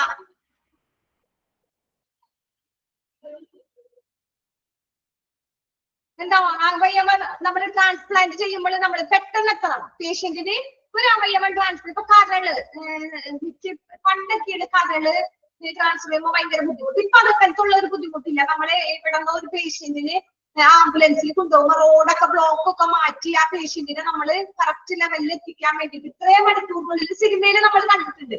അപ്പൊ ഈ ഓർഗൻ ട്രാൻസ്പ്ലാന്റ് ചെയ്യുമ്പോൾ ആരെങ്കിലും കണ്ണായാലും അവയവം എന്തെങ്കിലുമൊക്കെ ട്രാൻസ്പ്ലാന്റ് മാറ്റി വെക്കാനായിട്ട് പെട്ടെന്ന് എത്തിക്കണം. കാരണം ഇത് ചൂടാകരുത്. ഓർഗൺ ഏത് ഓർഗനാണോ മാറ്റി വെക്കണ ആ ഓർഗൻസിന് ഇത്രയും സമയത്തിനുള്ളിൽ വെക്കണമെന്നുണ്ട്, എന്നാലാണ് പ്രവർത്തിക്കുള്ളൂ. അപ്പൊ അതിന് പെട്ടെന്ന് എത്താനായിട്ട് നമ്മൾ എന്ത് ഉപയോഗിക്കും? എയർ ട്രാൻസ്പോർട്ട് ഉപയോഗിക്കും. അത് അണ്ടർലൈൻ ചെയ്തിടാം. Patient due to receive organ transplant. അപ്പൊ ഇതിന് ഏത് ട്രാൻസ്പോർട്ടാണ് നമ്മൾ യൂസ് ചെയ്യുന്നത്? Air transport. നമുക്ക് ബെറ്റർ ആയിട്ട് എല്ലാം യൂസ് ചെയ്യാം. നമുക്ക് ലാൻഡ് ട്രാൻസ്പോർട്ടിലെ ഗ്രൗണ്ട് ട്രാൻസ്പോർട്ട് ഒക്കെ യൂസ് ചെയ്യാം. പക്ഷെ ഇത്രയും സമയത്തിനുള്ളിൽ അത് എത്തണം. നമുക്ക് ഏറ്റവും കൂടുതലായിട്ട് ഇതിനുള്ളിൽ എത്താനായിട്ട് പെട്ടെന്ന് കിട്ടാനായിട്ട് നമുക്ക് ഏതാ? ഓർഗൻ ട്രാൻസ്പ്ലാന്റിന് എയർ ട്രാൻസ്പോർട്ട് യൂസ് ചെയ്യാം. പിന്നെ critically high risk medical surgical patient, ഭയങ്കര സീരിയസ് ആയ ഹൈ റിസ്ക് ഉള്ള ഭയങ്കര സർജിക്കൽ പേഷ്യൻസ്, ഒരു ഓപ്പറേഷൻ കഴിഞ്ഞു പിന്നെ ആക്സിഡന്റ് ഒക്കെ പറ്റി ചിലവർക്ക് 4 ഓപ്പറേഷൻ ഒക്കെ ഒരു ദിവസം നടക്കുന്നവരുണ്ട്. അങ്ങനെയൊക്കെ പെട്ടെന്ന് ക്രിട്ടിക്കലായ പേഷ്യന്റിന് ഈ ലാൻഡ് ട്രാൻസ്പോർട്ടിന് കൊണ്ടുപോകുമ്പോ എന്താ? നമ്മുടെ റോഡിന്റെ കുണ്ടും കുഴി കാരണം കൊണ്ട് അങ്ങോട്ട് തള്ളിയൊക്കെ വരുമ്പോ ബ്ലീഡിംഗ് ഒക്കെ ഉണ്ടാവും പേഷ്യന്റിന്, ഓപ്പറേഷൻ കഴിഞ്ഞ പേഷ്യന്റിന്. അപ്പൊ അങ്ങനെയുള്ള പേഷ്യന്റിനൊക്കെ നമുക്ക് എന്ത് ചെയ്യാൻ പറ്റും? റിസ്ക് ഇല്ലാതെ അപകടം വരാതിരിക്കാനായിട്ട് നമ്മള് എയർ ട്രാൻസ്പോർട്ട് ഉപയോഗിക്കാം. എയർ ട്രാൻസ്പോർട്ട് ഉപയോഗിക്കുമ്പോൾ നമ്മൾക്ക് ഒരു കുഴപ്പമില്ല. എയർ ട്രാൻസ്പോർട്ടിൽ അവിടെ തട്ടും ഇവിടെ തട്ടും ഒന്നും പേടിക്കുന്നില്ല, അത് എയറിപോളാണ്. പക്ഷെ ലാൻഡ് ട്രാൻസ്പോർട്ടിൽ അങ്ങനെയല്ല. ഒരു ഓപ്പറേഷൻ കഴിഞ്ഞ പേഷ്യന്റിനെ നമ്മൾ കൊണ്ടുപോകുമ്പോൾ ബ്ലീഡിംഗ് ഉണ്ടാവും, അവിടെ തട്ടാനുള്ള സാധ്യതയുണ്ട്. അപ്പൊ അങ്ങനെയൊക്കെ നമ്മൾക്ക് ഏറ്റവും കൂടുതൽ ബെനിഫിറ്റ് ആയിട്ട് എന്ത് ഉപയോഗിക്കാം? എയർ ട്രാൻസ്പോർട്ട് ഉപയോഗിക്കാം. ഓക്കെ, അതിലിനി എന്തെങ്കിലും വിട്ടുപോയിട്ടുണ്ടാ? ഇതിലെന്തെങ്കിലും കിട്ടാത്തതുണ്ടാ? ഇല്ല, എന്താ പറയാത്ത? കാർഡിയോജനിക് ഷോക്ക് നമ്മൾ പറഞ്ഞില്ലല്ലോ. അതെന്താ കാർഡിയോജനിക് ഷോക്ക് എന്ന് പറയുന്നത്? നമ്മൾ പറഞ്ഞു ഓരോരോ അവസ്ഥകൾ പറഞ്ഞു. കാർഡിയാക് ടാമ്പുണൈഡ് എന്ന് വെച്ചാൽ നമ്മൾ പറഞ്ഞു ബ്ലഡിലൊക്കെ ദ്രാവകവും ഇതൊക്കെ അടിഞ്ഞു കൂടുമ്പോൾ അവിടെ ഒരു ഉണ്ടാവുന്ന അവസ്ഥ. അപ്പൊ അത് തീർക്കാനായിട്ട് നമ്മൾ ഇൻട്രായോട്ടിക് ബലൂൺ പമ്പ് വെച്ച് പമ്പ് ചെയ്യും. അതുപോലെ തന്നെ കാർഡിയോജനിക് ഷോക്ക് എന്ന് പറയുന്നത് ഹൃദയത്തിന് നമുക്ക് എന്ത് ആവശ്യമാണ്? ഓക്സിജൻ വേണം. നമ്മുടെ ഹൃദയത്തിന് എന്ത് വേണം? ഓക്സിജൻ വേണം. ഈ ഓക്സിജൻ അടങ്ങിയ ബ്ലഡ് കിട്ടാതെ വരുമ്പോൾ എന്തുണ്ടാവും? പെട്ടെന്ന് ഷോക്ക് വരും. ഓക്കെ ഒന്നുകൂടി പറയാമോ? ഓക്കെ, പറയാം. ഫസ്റ്റ് എന്താ നമ്മൾ പറഞ്ഞേ? ബെനിഫിറ്റ്സ് ആണ് നമ്മൾ ഈ പറയണത്. ഓക്കെ, ഇപ്പൊ ഈ ഭാഗം ഒന്നുകൂടി പറഞ്ഞുതരാം. എല്ലാ പോയിന്റ്സും പറയണോ അതോ രണ്ടാമത്തെ മാത്രം പറഞ്ഞാൽ മതിയാ? ഓക്കെ, എല്ലാ പോയിന്റും പറയാം. എല്ലാം ഓക്കെ. ശ്രദ്ധിച്ചിരുന്നോ? ഇതിൽ പറയേണ്ടത് ഇമ്പോർട്ടന്റ് ആയ കാര്യങ്ങൾ അണ്ടർലൈൻ ചെയ്തിടാൻ പറയുന്നത് അണ്ടർലൈൻ ചെയ്തിടാം. നമ്മൾ എയർ ട്രാൻസ്പോർട്ട് ഉപയോഗിക്കുന്നതിന്റെ ബെനിഫിറ്റ്സ് ആണ് നമ്മൾ പറയണത്. എന്തിനൊക്കെ നമ്മൾക്ക് എയർ ട്രാൻസ്പോർട്ട് ഉപയോഗിക്കാം, എന്തെല്ലാം അസുഖങ്ങൾ വന്നാൽ ഉപയോഗിക്കാം. ഒന്നാമത്തെ ഫസ്റ്റ് പറയണത് എന്താ? സിവിയർ ട്രോമ പേഷ്യൻസിന് ഉപയോഗിക്കാം. അതുപോലെ തന്നെ ചെസ്റ്റ് ഇഞ്ചുറി, അത് പെനിട്രേറ്റിംഗ് ചെസ്റ്റ് ഇഞ്ചുറി എന്ന് വെച്ചാൽ എന്താ? തുളച്ചു കയറുന്ന ഭയങ്കര ആഴത്തിലുള്ള മുറിവുള്ള നെഞ്ചിന് ആഴത്തിൽ മുറിവ് പറ്റിയിട്ടുണ്ടെങ്കിൽ നമുക്ക് എന്ത് ഉപയോഗിക്കാം? എയർ ട്രാൻസ്പോർട്ട് ഉപയോഗിക്കാം. മൾട്ടി സിസ്റ്റം ഇഞ്ചുറി, അതും ഇതുപോലെ തന്നെ മുറിവായിട്ട് നമ്മുടെ ഇന്റേണൽ ഓർഗൻസിന് എന്തെങ്കിലുമൊക്കെ മുറിവ് വന്നാലും നമുക്ക് ഉപയോഗിക്കാം. ക്രഷ് ഇഞ്ചുറി എന്ന് വെച്ചാൽ മുറിഞ്ഞിട്ടില്ല, ഒടിഞ്ഞിട്ടുമില്ല, പക്ഷെ ചതഞ്ഞിട്ടുണ്ട്. ചതഞ്ഞെന്ന് വെച്ചാൽ നമ്മുടെ ഞരമ്പൊക്കെ ഇങ്ങനെ ചതഞ്ഞിരിക്കും. അപ്പൊ ചതഞ്ഞിങ്ങനെ ഇരിക്കും, അതിൽ ബ്ലഡ് സർക്കുലേഷൻ നടക്കില്ല. അപ്പൊ അങ്ങനെയുള്ള പേഷ്യൻസിന് പിന്നെ അൺസ്റ്റേബിൾ എന്ന് വെച്ചാൽ സ്റ്റേബിൾ അല്ല, നിലനിൽക്കാൻ പറ്റില്ല. അങ്ങനെ കടന്നുകൊണ്ടിട്ട് വീണ്ടും അൺസ്റ്റേബിൾ ആയ പേഷ്യന്റ്, വൈറ്റൽ സൈൻസ് ഓഫ് ലക്ഷണങ്ങൾ കണ്ടാ അങ്ങനെ അൺസ്റ്റേബിൾ ആയ പേഷ്യന്റിന് നമുക്ക് എന്ത് ഉപയോഗിക്കാം? എയർ ട്രാൻസ്പോർട്ട് ഉപയോഗിക്കാം. അപ്പൊ നിങ്ങൾ ഈ പറഞ്ഞ കാര്യങ്ങൾ, ഇഞ്ചുറികൾ കുറെ പറഞ്ഞു, അതൊക്കെ നിങ്ങൾ severe trauma, penetrating chest injury, multi system injury, crush injury, patients with unstable vital sign, അത്രയും കാര്യങ്ങൾ അണ്ടർലൈൻ ചെയ്തിടാം. ഓക്കെ, ഒന്നാമത്തേന് അത്. പിന്നെ നമുക്ക് ഉപയോഗിക്കാൻ പറ്റണത് എങ്ങനെ? Patients with acute coronary syndrome crucial need of ആർക്കാ? റിവാസ്കുലറൈസേഷൻ. റിവാസ്കുലറൈസേഷൻ വെച്ചാൽ എന്താ പറഞ്ഞേ? അടിയന്തരമായ വാസ്കുലറൈസേഷൻ കൊടുക്കണത്. അടിയന്തരമായ വാസ്കുലറൈസേഷൻ. അതിന്റെ എന്താ? അതെങ്ങനെയാ തന്നെ? നമ്മള് ഹാർട്ടിലോട്ട് പോണേല് ധമനികളും സിരകളും ഉണ്ട്. അപ്പൊ അതിലൊക്കെ ബ്ലഡ് രക്തയോട്ടം തടയുമ്പോൾ നമ്മൾ അത് പുനഃസ്ഥാപിക്കാൻ വേണ്ടിയിട്ട്, അവിടെ രക്തയോട്ടം ബ്ലോക്ക് ആയിട്ട് നിൽക്കുകയാണ്. ഓക്കെ, അപ്പൊ അത് പുനഃസ്ഥാപിക്കാനായിട്ട് റിവാസ്കുലറൈസേഷൻ കൊടുക്കും. അതിന്റെ പ്രൊസീജിയർ ആണ് റിവാസ്കുലറൈസേഷൻ പ്രൊസീജിയർ. എല്ലാവരും ഓർക്കുക, ഹാർട്ടുമായിട്ട് ബന്ധപ്പെട്ടതാണ്. അപ്പൊ റിവാസ്കുലറൈസേഷൻ വെച്ചാൽ ബ്ലഡ് ആയിട്ട് ബന്ധപ്പെട്ടത്. ബ്ലഡ് അവിടെ രക്തയോട്ടം കുറയുമ്പോൾ ധമനിയിലോ പിന്നെന്താ സിരകളിലോ, ധമനികളിലോ ബ്ലഡ് പോണ മെയിൻ ആയിട്ടുള്ളത് ധമനിയും സിരയും. ആ ധമനി എന്ന് അറിയുമ്പോ അതോ മഹാധമനി, അങ്ങനെ ധമനികൾ രണ്ട് ധമനികളും ഉണ്ട്, അതുപോലെ സിരകളും ഉണ്ട്. ആ സിരകളിലും ധമനികളിലും രക്തയോട്ടം കുറയും. അപ്പൊ കൊടുക്കുന്ന ഒരു പ്രൊസീജിയർ ആണ്, പുനഃസ്ഥാപിക്കാൻ വേണ്ടി കൊടുക്കുന്ന ഒരു പ്രൊസീജിയർ ആണ് റിവാസ്കുലറൈസേഷൻ പ്രൊസീജിയർ. നിങ്ങളോട് അതൊന്നും ചോദിക്കില്ല. റിവാസ്കുലറൈസേഷൻ പ്രൊസീജിയർ എയർ ട്രാൻസ്പോർട്ട് ആണോ, ലാൻഡ് ട്രാൻസ്പോർട്ട് ആണോ, ഗ്രൗണ്ട് ട്രാൻസ്പോർട്ട് ആണോ, എന്തായിട്ടാണ് ബന്ധപ്പെട്ട് കിടക്കണേ? അപ്പൊ നിങ്ങൾ ഓർത്താൽ മതി റിവാസ്കുലറൈസേഷൻ. ആ അങ്ങനെയുള്ള എന്തെങ്കിലും പേഷ്യന്റിന് അത് കൊടുക്കേണ്ടി വന്നു കഴിഞ്ഞാൽ നമ്മുടെ എയർ ട്രാൻസ്പോർട്ടാണ് യൂസ് ചെയ്യുക. പെട്ടെന്ന് വേണം അതൊക്കെ. പിന്നെ കാർഡിയാക് ടാമ്പുനൈഡ്. അതെന്താ കാർഡിയാക് ടാമ്പുനൈഡ് എന്ന് ഞാൻ പറഞ്ഞു. ബ്ലഡ് ഇതുപോലെ തന്നെ ഹാർട്ടിന്റെ ധമനികളിലോ സിരകളിലോ ബ്ലഡ് അല്ലെങ്കിൽ ദ്രാവകം കടിഞ്ഞു കൂടുമ്പോ അവിടെ എന്ത് വരും? ബ്ലഡ് സർക്കുലേഷൻ നടക്കില്ല, ബ്ലോക്ക് ആവും. അപ്പൊ ഉപയോഗിക്കുന്നതാണ് കാർഡിയാക് ടാമ്പുനൈഡ്. വിത്ത് ഹീമോഡൈനാമിക് കോംപ്രമൈസ്. അതും ഇതുപോലെ തന്നെ ബ്ലഡ് ആയിട്ട് ബന്ധപ്പെട്ടത്, ഡൈനാമിക് ആയിട്ട്. ബ്ലഡ് ഡൈനാമിക് എന്ന് വെച്ചാൽ നമ്മുടെ രക്തം രക്തക്കുഴലുകളിലൂടെ ഒഴുകുന്നു. അപ്പൊ ആ ഒഴുകുന്നതിനുള്ള എന്തെങ്കിലും ബുദ്ധിമുട്ട് വരുമ്പോഴാണ് ഇത് പറ്റുന്നത്. പിന്നെ കാർഡിയോജനിക് ഷോക്ക്. കാർഡിയോജനിക് ഷോക്ക് എന്ന് പറയുന്നത് ഹൃദയത്തിന് നമുക്ക് ഓക്സിജൻ വേണം. ഈ ധമനികളില് സിരകളിലും ബ്ലഡ് പോകുമ്പോൾ എന്ത് പോണത്? കൂടെ ഓക്സിജൻ ഉണ്ട്. ഓക്സിജനെ കൊണ്ടാ ബ്ലഡ് പോണത്. പക്ഷെ ഇങ്ങനെ ഓക്സിജനെ അടങ്ങിയ ബ്ലഡ് കിട്ടാതെ വരും. ഓക്സിജൻ ഇല്ല, വെറുതെ ബ്ലഡ് മാത്രം ഇങ്ങനെ വരുമ്പോൾ എന്തുണ്ടാവും? അപ്പൊ ഒരു ഷോക്ക് വരും. നമുക്ക് ഓക്സിജനും കിട്ടണ്ടേ? ബ്ലഡിൽ കൂടി നമുക്ക് എന്തും കിട്ടണം? ഓക്സിജനും കിട്ടണം. ഈ ഓക്സിജനും കിട്ടാതെ വരുമ്പോൾ നമുക്ക് ഒരു ഷോക്ക് വരും. ആ ഷോക്കാണ് കാർഡിയോജനിക് ഷോക്ക് എന്ന് പറയുന്നത്. ഓക്കെ, ഇതിന്റെ എല്ലാത്തിന്റെയും കൂടി ഇത്രയും പറഞ്ഞ അസുഖത്തിന് ഇന്നീട് നമുക്ക് ആവശ്യം, ഇതിന്റെ എല്ലാത്തിനും കൂടി ഒരേ ഒരു സൊല്യൂഷനാണ്, ആവശ്യമുള്ള ഒരു സൊല്യൂഷനാണ് ഇൻട്രാ അയോട്ടിക് ബലൂൺ പമ്പ്, അല്ലെങ്കിൽ ഏതെങ്കിലും അസിസ്റ്റ് ചെയ്യുന്ന ഡിവൈസ്. ഇത് ഇൻട്രാ അയോട്ടിക് ബലൂൺ പമ്പ് എന്നുള്ളത് അണ്ടർലൈൻ ചെയ്യാം. നമ്മൾ ഈ മോളിൽ പറഞ്ഞ പ്രൊസീജിയേഴ്സ്, revascularisation, cardiac tamponade, haemodynamic, cardiogenic shock, ഇതിനെല്ലാത്തിനും കൂടിയുള്ള ആ ബ്ലഡ് സർക്കുലേഷൻ കൂട്ടാനും അതിനെല്ലാം കൂടി ഉപയോഗിക്കുന്ന ഒരേ ഒരു ഡിവൈസ് ആണ് ഇൻട്രാ അയോട്ടിക് ബലൂൺ പമ്പ്. അതെന്താ? നമ്മൾ അത് വെച്ച് ഹൃദയത്തിൽ നിന്നുള്ള രക്തയോട്ടം നിയന്ത്രിക്കും, പമ്പ് ചെയ്യും. അപ്പൊ ബലൂൺ ചുരുങ്ങണ പോലെ ചുരുങ്ങും, അതോടൊപ്പം വീർക്കും, ചുരുങ്ങും വീർക്കും. അങ്ങനെ പമ്പ് ചെയ്യുമ്പോ ഹാർട്ടിന്റെ എല്ലാ ബ്ലോക്കും തുറക്കും. പിന്നെന്താ? ക്ലോട്ടായി കിടക്കണ ദ്രാവകവും ബ്ലഡ് ഒക്കെ തുറന്ന് എന്ത് കിട്ടും? ഓക്സിജനും ബ്ലഡും കിട്ടി ബ്ലഡ് സർക്കുലേഷൻ കൂട്ടും.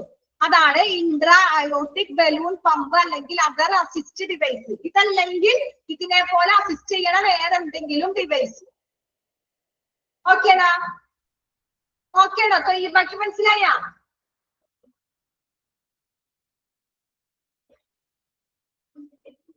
ഓക്കെ, മൂന്നാമത്തെ പോയിന്റ് ആണ് patient due to receive organ transplant. നമ്മൾ അവയവം ട്രാൻസ്പ്ലാന്റ് ചെയ്യുമ്പോൾ നമ്മൾക്ക് പെട്ടെന്ന് എത്താൻ വേണ്ടി എന്തെത്തും? Air transport. പിന്നെ ക്രിട്ടിക്കലായ, ഭയങ്കര സീരിയസ് ആയ, എമർജൻസി ആയ എന്തെങ്കിലും ഓപ്പറേഷൻ കഴിഞ്ഞ സർജിക്കൽ പേഷ്യൻസിനും എയർ ട്രാൻസ്പോർട്ട് എന്ത് ചെയ്യാം? ബെനിഫിറ്റ്സ്, നമുക്ക് അത് ഉപയോഗിക്കാം. അതും അവർക്ക് നല്ലതല്ലേ? ഓക്കെ, ഈ 4 പോയിന്റ് മനസ്സിലായ? അവിടെ പോയി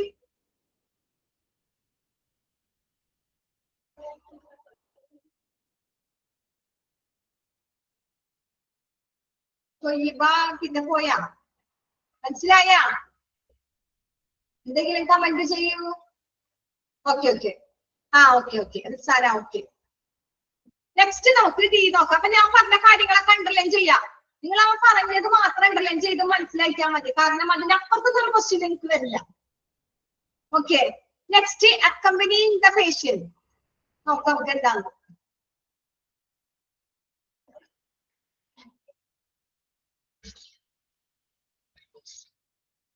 തീർക്കാൻ പറ്റില്ലേ? നോക്കാം നമുക്ക് കേട്ടാ. It is normally suggested to have at least 2 proficient personnel accompanying the patient to be shifted. എന്താ പറഞ്ഞേ? നമ്മൾ സാധാരണയായിട്ട് പേഷ്യന്റിനെ ഷിഫ്റ്റ് ചെയ്യണമെങ്കിൽ ഏകദേശം 2 പ്രൊഫഷണൽ ആയ 2 പ്രഗത്ഭരായ 2 പേരെങ്കിലും ഉണ്ടായിരിക്കണം. എന്തിലും പ്രൊഫഷണൽ, എന്തിലും പ്രഗത്ഭരായതാ? ഹോസ്പിറ്റലിലെ കാര്യങ്ങൾ, മെഡിസിൻ ആയാലും എല്ലാ കാര്യത്തിലും പ്രഗത്ഭരായ 2 പേരെങ്കിലും നമ്മൾ ട്രാൻസ്ഫർ ചെയ്യുമ്പോൾ ഉണ്ടായിരിക്കണം. ഓക്കെ, ഇറ്റ് ഈസ് നോർമലി സാധാരണ ലെവലില് to have at least 2 professional personnel accompanying the patient to be shifted. നമ്മളൊരു പേഷ്യന്റിനെ ഷിഫ്റ്റ് ചെയ്യുമ്പോൾ പ്രഗത്ഭരായ 2 വ്യക്തികളെങ്കിലും ഉണ്ടായിരിക്കണം. The care needed by each patient in the course of transfer relays on the level of patient's critical care dependency and correspondingly are divided into കുറച്ച് divide ചെയ്തിട്ടുണ്ട്. നമുക്ക് നോക്കാം. അപ്പൊ അതിൽ എന്താ പറഞ്ഞേ? നമ്മൾ സാധാരണഗതിയിൽ നോർമലായിട്ട് ഒരു പേഷ്യന്റിനെ ട്രാൻസ്ഫർ ചെയ്യാൻ പ്രഗത്ഭരായ 2 പേരെങ്കിലും ഉണ്ടായിരിക്കണം. അതാണ് ഫസ്റ്റ് പറഞ്ഞത്. പിന്നെന്താ? ട്രാൻസ്ഫർ റിലേകളിൽ എന്ന് വെച്ചാൽ നമ്മൾ ട്രാൻസ്ഫർ ചെയ്യുന്ന ഓരോ രോഗിക്കും എന്ത് വേണം?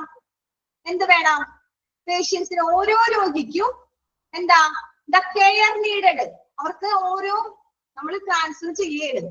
പേഷ്യന്റിന് ഇവിടുന്ന് ആംബുലൻസിൽ കയറ്റി ട്രാൻസ്ഫർ ചെയ്യണമെങ്കിൽ ആ ഓരോ പേഷ്യന്റിനും കെയർ കൊടുക്കണം, പരിചരണം വേണം. അതുപോലെ തന്നെ രോഗിയുടെ ക്രിട്ടിക്കൽ കെയർ, രോഗിയുടെ ക്രിട്ടിക്കൽ കെയർ ഡിപ്പെൻഡൻസി ശരിയായിട്ട് കറസ്പോണ്ടിങ് ആയിട്ട് കറക്റ്റ് ആണോ എന്ന് കൂടി നമ്മൾ നോക്കണം. അതിനെങ്ങനെയാണ് ഡിവൈഡ് ചെയ്തേക്കുന്നത്? ഓരോന്നിനും ഓരോ ഡിവൈഡ് ചെയ്തിട്ടുണ്ട്, അത് പറയേണ്ടത് താഴെ. ഓക്കെ, അപ്പൊ ഒന്നുമില്ല. ഇതിൽ ഈ പാരഗ്രാഫിൽ പറഞ്ഞേക്കുന്നത് നമ്മളൊരു പേഷ്യന്റിനെ ട്രാൻസ്ഫർ ചെയ്യുമ്പോൾ അറ്റ്ലീസ്റ്റ് 2 പേരെങ്കിലും പ്രഗത്ഭരായിരിക്കണം. പിന്നെ അവർക്ക് കറക്റ്റ് കെയർ കൊടുക്കണം, അത് അത്യാവശ്യമാണ്. ട്രാൻസ്ഫർ ചെയ്യുന്ന പേഷ്യന്റിന് ട്രാൻസ്ഫർ റിലേസില് ആ പേഷ്യന്റിന് കറക്റ്റ് കെയർ കൊടുക്കണം. ക്രിട്ടിക്കലായ പേഷ്യന്റിനെ കെയർ കൊടുക്കുമ്പോൾ അവരുടെ എങ്ങനെയുള്ള കാര്യങ്ങളാണ് എന്നുള്ളത് താഴെ പറയുന്നുണ്ട്. നമുക്ക് നോക്കാം. ഓരോ ലെവലായിട്ടാണ് പറയണത്. ഓരോ ലെവലായിട്ടാ പറയണേ. ലെവൽ 0, ലെവൽ 1, ലെവൽ 2, ലെവൽ 3 അങ്ങനെ.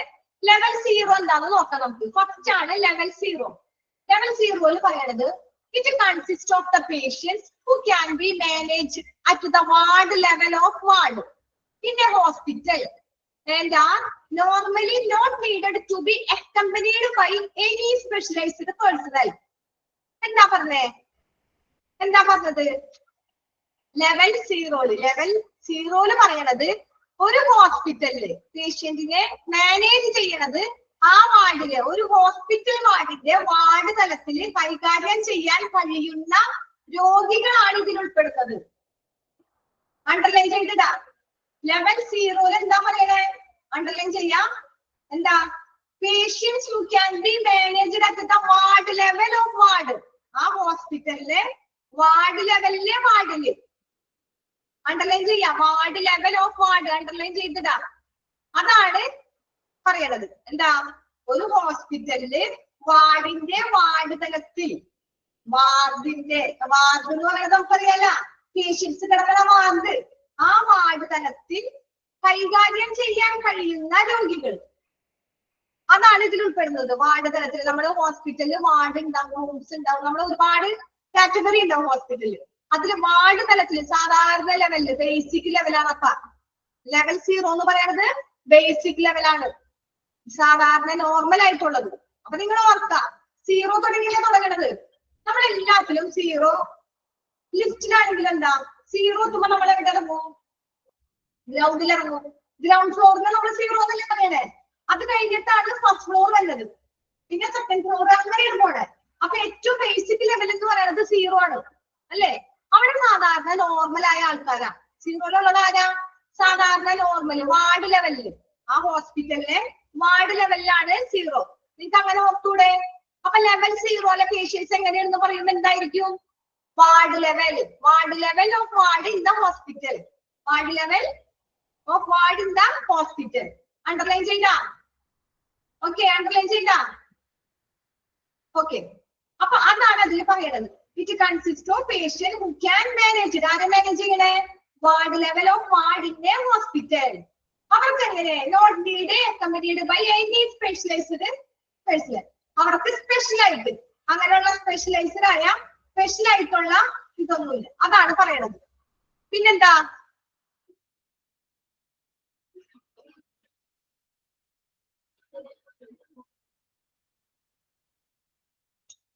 സാധാരണ സ്പെഷ്യലൈസ്ഡ് ആയ ആരൊന്നും അതിന് ആവശ്യമില്ല. വാർഡ് ലെവലല്ലേ, സാധാരണ നോർമൽ ആണ്. അപ്പൊ അവർക്ക് അതിന് സ്പെഷ്യലൈസ്ഡ് ആയ ആരും അതിന് ആവശ്യമില്ല. ഒരു മിനിറ്റ്.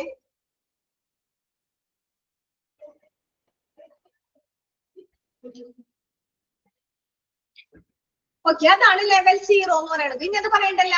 ലെവൽ 0-ല് ഒരു മിനിറ്റ് ഇട്ടാ. ഓക്കെ, എല്ലാവരും ഒന്ന് വായിച്ചു നോക്കിയേ. ഒരു മിനിറ്റ്.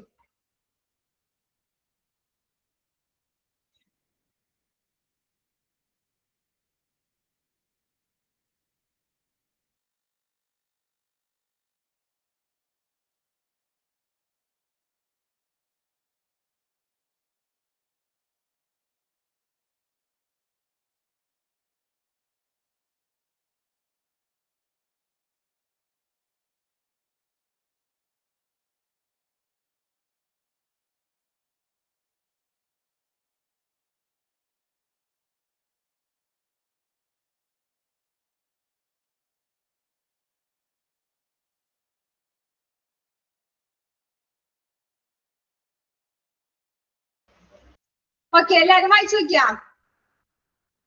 വായിച്ചു നോക്കിയില്ലേ? ലെവൽ 0. Next level 1. നിങ്ങൾ ലെവൽ 0 എന്ന് പറയും ആദ്യം ഇങ്ങനെ ഓർത്താൽ മതി. നമ്മുടെ ലിസ്റ്റ് കയറുമ്പോ 0 എന്ന് പറയുമ്പോൾ നമ്മൾ എവിടെ ഇറങ്ങും? ഗ്രൗണ്ട് ഫ്ലോറിലല്ലേ ഇറങ്ങുള്ളൂ. അവിടെ സാധാരണ ലെവലായിരിക്കും. അവിടെ സ്പെഷ്യലിസ്റ്റ് ആയ ആർക്കും ആവശ്യമില്ല. സാധാരണ ലെവലിൽ അവിടെ വാർഡാണെന്ന് ഓർക്കാം.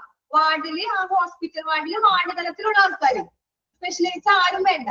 ഓക്കെ, ഇനി ലെവൽ 1. ലെവൽ 1-ൽ എന്താ? It consists of those patients who are at a deteriorating condition in the course of the transfer, but can be managed in acute ward setting by the support of critical care team. These usually should be accompanied by a paramedic unit trained nurse. UIA trained nurse. അതിനെന്താ പറയണേ? Level 2-ല് പറയണത് നമ്മൾ ഈ പേഷ്യൻസിനെ transfer ചെയ്യുമ്പോൾ those patients are transferring. അതിന് എങ്ങനെയുള്ള കണ്ടീഷനാ? എങ്ങനെയുള്ള കണ്ടീഷനാ?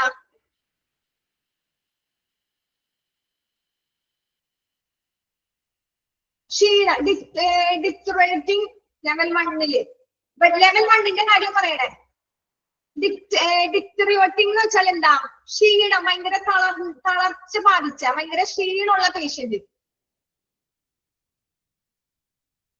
ഒരു മിനിറ്റ്. ഓക്കെ, നമുക്ക് ഇനി കണ്ടിന്യൂസ് നമുക്ക് ക്ലാസ് ഉണ്ട്. നമ്മൾ ഇനി അടുത്ത അവറും നമ്മൾ കണ്ടിന്യൂസ് ആണ് നമുക്ക് ക്ലാസ് എടുക്കുന്നത്. അപ്പൊ നിങ്ങള് ഒരു 5 മിനിറ്റ് ഫ്രീ ആയിട്ട് നിങ്ങൾ എടുത്തോ. നമുക്ക് എന്നിട്ട് 11:30 സ്റ്റാർട്ട് ചെയ്യാം.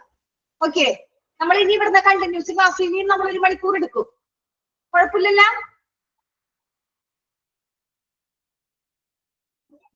കുഴപ്പമുണ്ടാ? ഇല്ല. എല്ലാരും റെഡി അല്ലേ? ബോറുണ്ടാ? ബോറടിണ്ടാ? ഇല്ല. അപ്പൊ നമുക്ക് ആ മിസ് ഇല്ല. അപ്പൊ നിങ്ങൾ 5 മിനിറ്റ് എല്ലാവരും പോയി റെസ്റ്റ് ഒക്കെ എന്തെങ്കിലുമൊക്കെ ഒന്ന് വെള്ളമൊക്കെ കുടിച്ച് എന്തെങ്കിലുമൊക്കെ കഴിച്ചിട്ടൊക്കെ വരും. ഓക്കെ, ഓഫ് ചെയ്ത് ആരും പോകരുതിട്ടാ. എല്ലാവരും ഫോൺ അവിടെ തന്നെ വെച്ച് കുറച്ച് വെള്ളമൊക്കെ കുടിച്ച് പോര്. 5 മിനിറ്റ് കഴിയുമ്പോ പോരുട്ടാ. ഓക്കെ.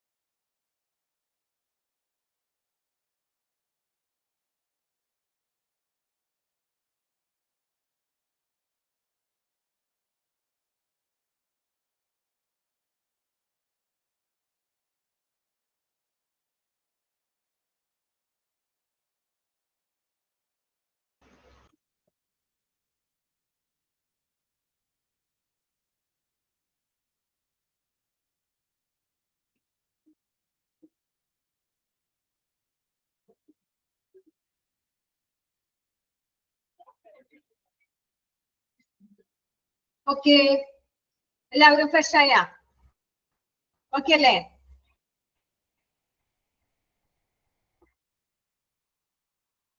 നമുക്ക് തുടങ്ങട്ടെ. ഓക്കെ ഓക്കെ ഓക്കെ, തുടങ്ങാം. അപ്പൊ നമ്മൾ ലെവൽ 1-ല് ലെവൽ 0-ല് പറഞ്ഞത് വാർഡ് തലത്തില് അവിടെ സാധാരണ സ്പെഷ്യലൈസ് ആരും വേണ്ട. സാധാരണ വാർഡ് തലത്തിലുള്ള ആരാണോ അവിടെ ഉള്ളത്, നഴ്സാണോ, അവരെയുള്ള വാർഡ് തലത്തിലുള്ള ആൾക്കാർ മാത്രം മതി 0 ലെവലില്. പക്ഷെ ലെവൽ 1-ല് വരുമ്പോൾ എന്താ വ്യത്യാസം? അവിടെ ഉള്ള ആൾക്കാര് എങ്ങനെയുള്ളതായിരിക്കും? ഇത്രയും കൂടി മോശമായതായിരിക്കും. ഡിറ്ററേറ്റിംഗ് അവരുടെ കണ്ടീഷൻ, ഡിറ്ററേറ്റിംഗ് കണ്ടീഷൻ എന്ന് വെച്ചാൽ ഭയങ്കര മോശമായ അല്ലെങ്കിൽ ഭയങ്കര ക്ഷീണമുള്ള പേഷ്യന്റ് ആയിരിക്കും. അപ്പൊ അങ്ങനെയുള്ള പേഷ്യൻസ് ആണെങ്കിൽ ആ ട്രാൻസ്ഫർ മാനേജ് ചെയ്യുമ്പോൾ എങ്ങനെ? Acute ward setting the support critical care. അവർക്ക് ഭയങ്കര ക്രിട്ടിക്കൽ അല്ലെങ്കിലും ഒരു അത്യാവശ്യം ഒരു വാർഡ് തലം പോലെ അവരെ കെയർ ടീം നമ്മൾ നോക്കണം.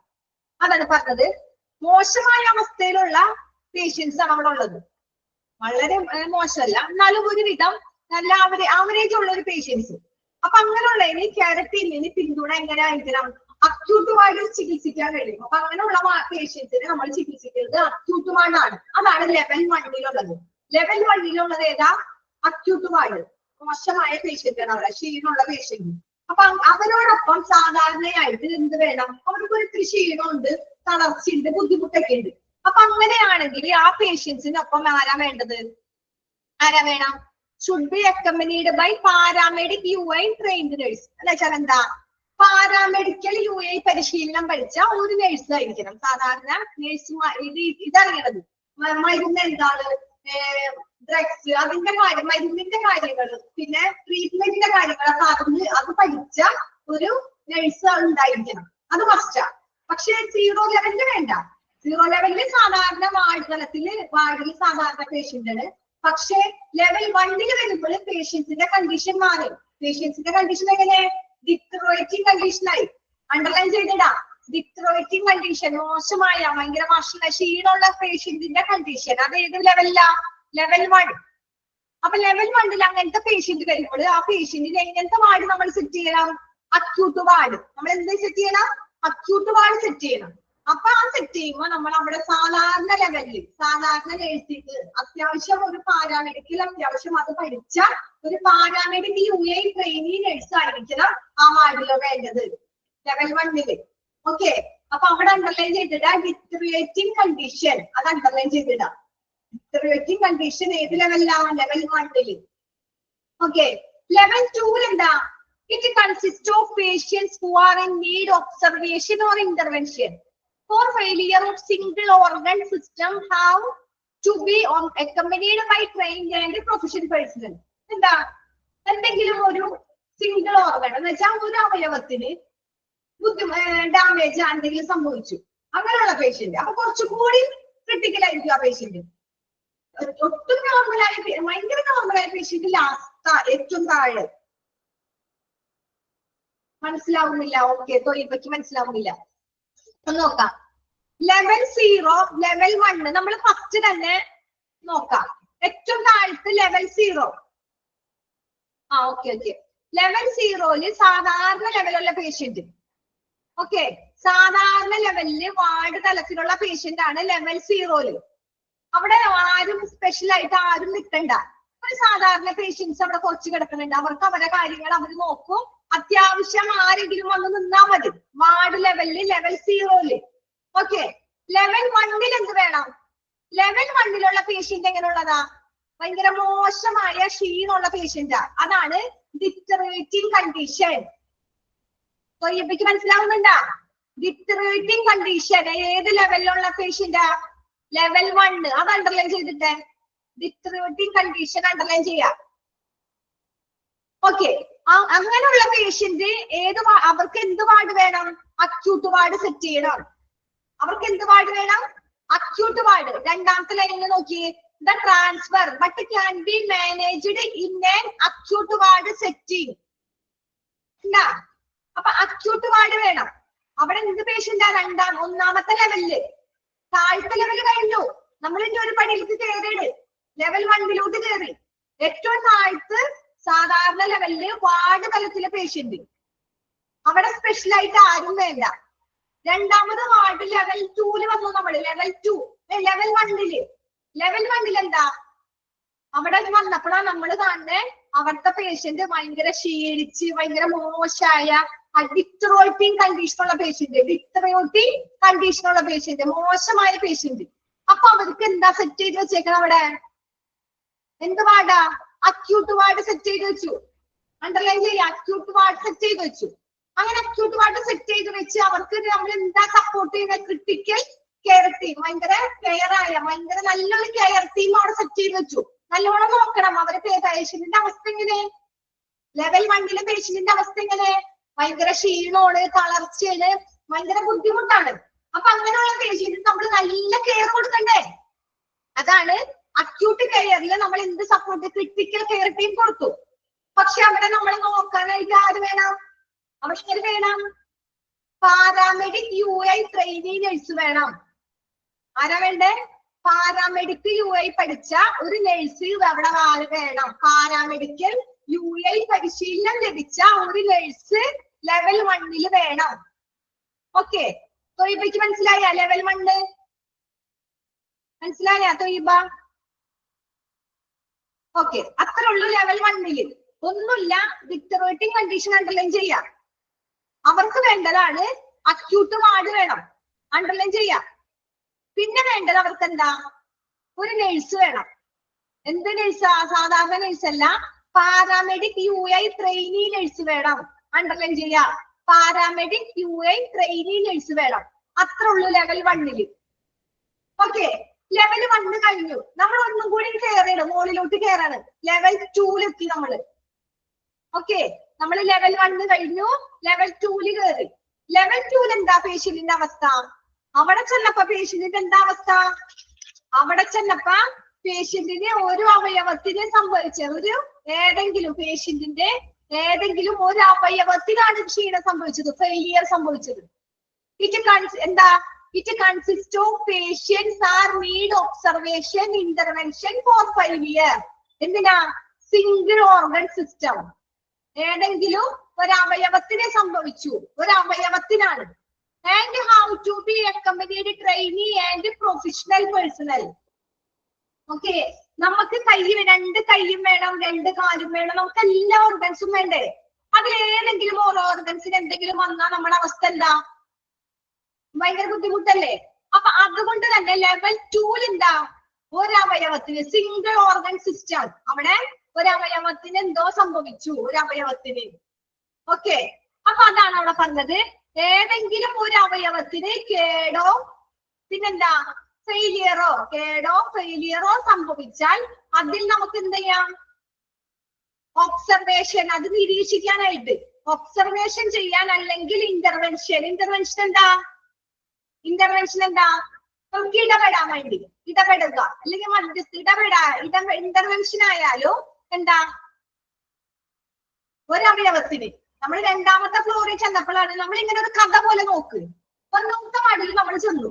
അപ്പൊ അവിടെ സാധാരണ ലെവലിൽ സാധാരണ പേഷ്യൻസ് കിടക്കുന്നു, 0 ലെവലില്. നമ്മൾ ഒന്നും കൂടി ഒരു പടിയും കൂടി കയറി ഫസ്റ്റ് ലെവലിൽ വന്നു. അവിടെ ചെന്നപ്പോ അവിടുത്തെ പേഷ്യൻസ് എങ്ങനെ കിടക്കണേ? ഭയങ്കര ക്ഷീണിച്ച് മോശമായി അവിടെ കിടക്കുന്നത്. അപ്പൊ അവിടെ ഒരു നഴ്സിനെ കണ്ടു. ആ നഴ്സാണ് paramedic UI trainee nurse. Level 1 നമ്മൾ അത് കഴിഞ്ഞു. അവിടെ നിന്ന് നമ്മൾ ലെവൽ 2 വന്നു. ലെവൽ 2 വരുമ്പോൾ അവിടുത്തെ പേഷ്യൻസിന്റെ ഓർഗൻസ് ഏതെങ്കിലും ഒരു ഓർഗൻസ് മാറ്റി. അപ്പൊ ആ പേഷ്യൻസിന് ഇപ്പൊ ഒരു ഷുഗർ വന്ന പേഷ്യന്റ് ആണെങ്കിൽ എന്തായിരിക്കും? ഒരു കാലിന്റെ വിരൽ മുറിക്കും, പിന്നെ കാല് മുറിക്കും. നമ്മുടെ ചുറ്റുപാട് ഇപ്പൊ എല്ലാവർക്കും മിക്കവർക്കും ഷുഗർ വന്നവരൊക്കെ പഴുപ്പ് കയറി മുറിച്ചു കളയുന്നു. അപ്പൊ സിംഗിൾ ഓർഗൻ അങ്ങനെ അവയവങ്ങളൊക്കെ മുറിച്ച് ആ പേഷ്യൻസ് അവിടെ കിടക്കും. ആ പേഷ്യൻസിന് എന്താ? ഈ ഒബ്സർവേഷൻ ഇട്ടൊക്കെയാണ് നമ്മൾ ചെല്ലുമ്പോ പേഷ്യൻസ് ഒബ്സർവേഷൻ. ഓക്കെ, അപ്പൊ അങ്ങനെയുള്ള പേഷ്യൻസിന് അവിടെ എന്ത് വേണം? അങ്ങനത്തെ ഉള്ള പേഷ്യൻസ് ആണ് ലെവൽ 2. ഓക്കെ, തൊഴിൽക്ക് മനസ്സിലാവുന്നുണ്ടാ? ഞാൻ വീണ്ടും ഈ കുട്ടികളെ പോലെ പറയണത് മനസ്സിലാവാൻ വേണ്ടിയാ. മനസ്സിലാവുന്നുണ്ടോ? ഓക്കെ, അങ്ങനെ ചിന്തിച്ചാൽ മതി. നമ്മള് മനസ്സിലാക്കാം. അതോടൊപ്പം തന്നെ പഠിക്കേണ്ട കാര്യങ്ങൾ മാത്രം നോക്കാം. അപ്പൊ ലെവൽ 2 എന്താ? സിംഗിൾ ഓർഗൻ സിസ്റ്റം അണ്ടർലൈൻ ചെയ്യാം.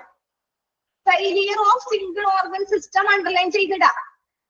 അങ്ങനത്തെ ഉള്ള പേഷ്യന്റ് ആണ് അവിടെ കിടക്കുന്നത്. അവിടെ കിടക്കുമ്പോ അവർക്ക് ആര് വേണം? ഒരു ട്രെയിൻഡ് നഴ്സും വേണം, പ്രൊഫഷ്യന്റ് പേഴ്സണലും വേണം.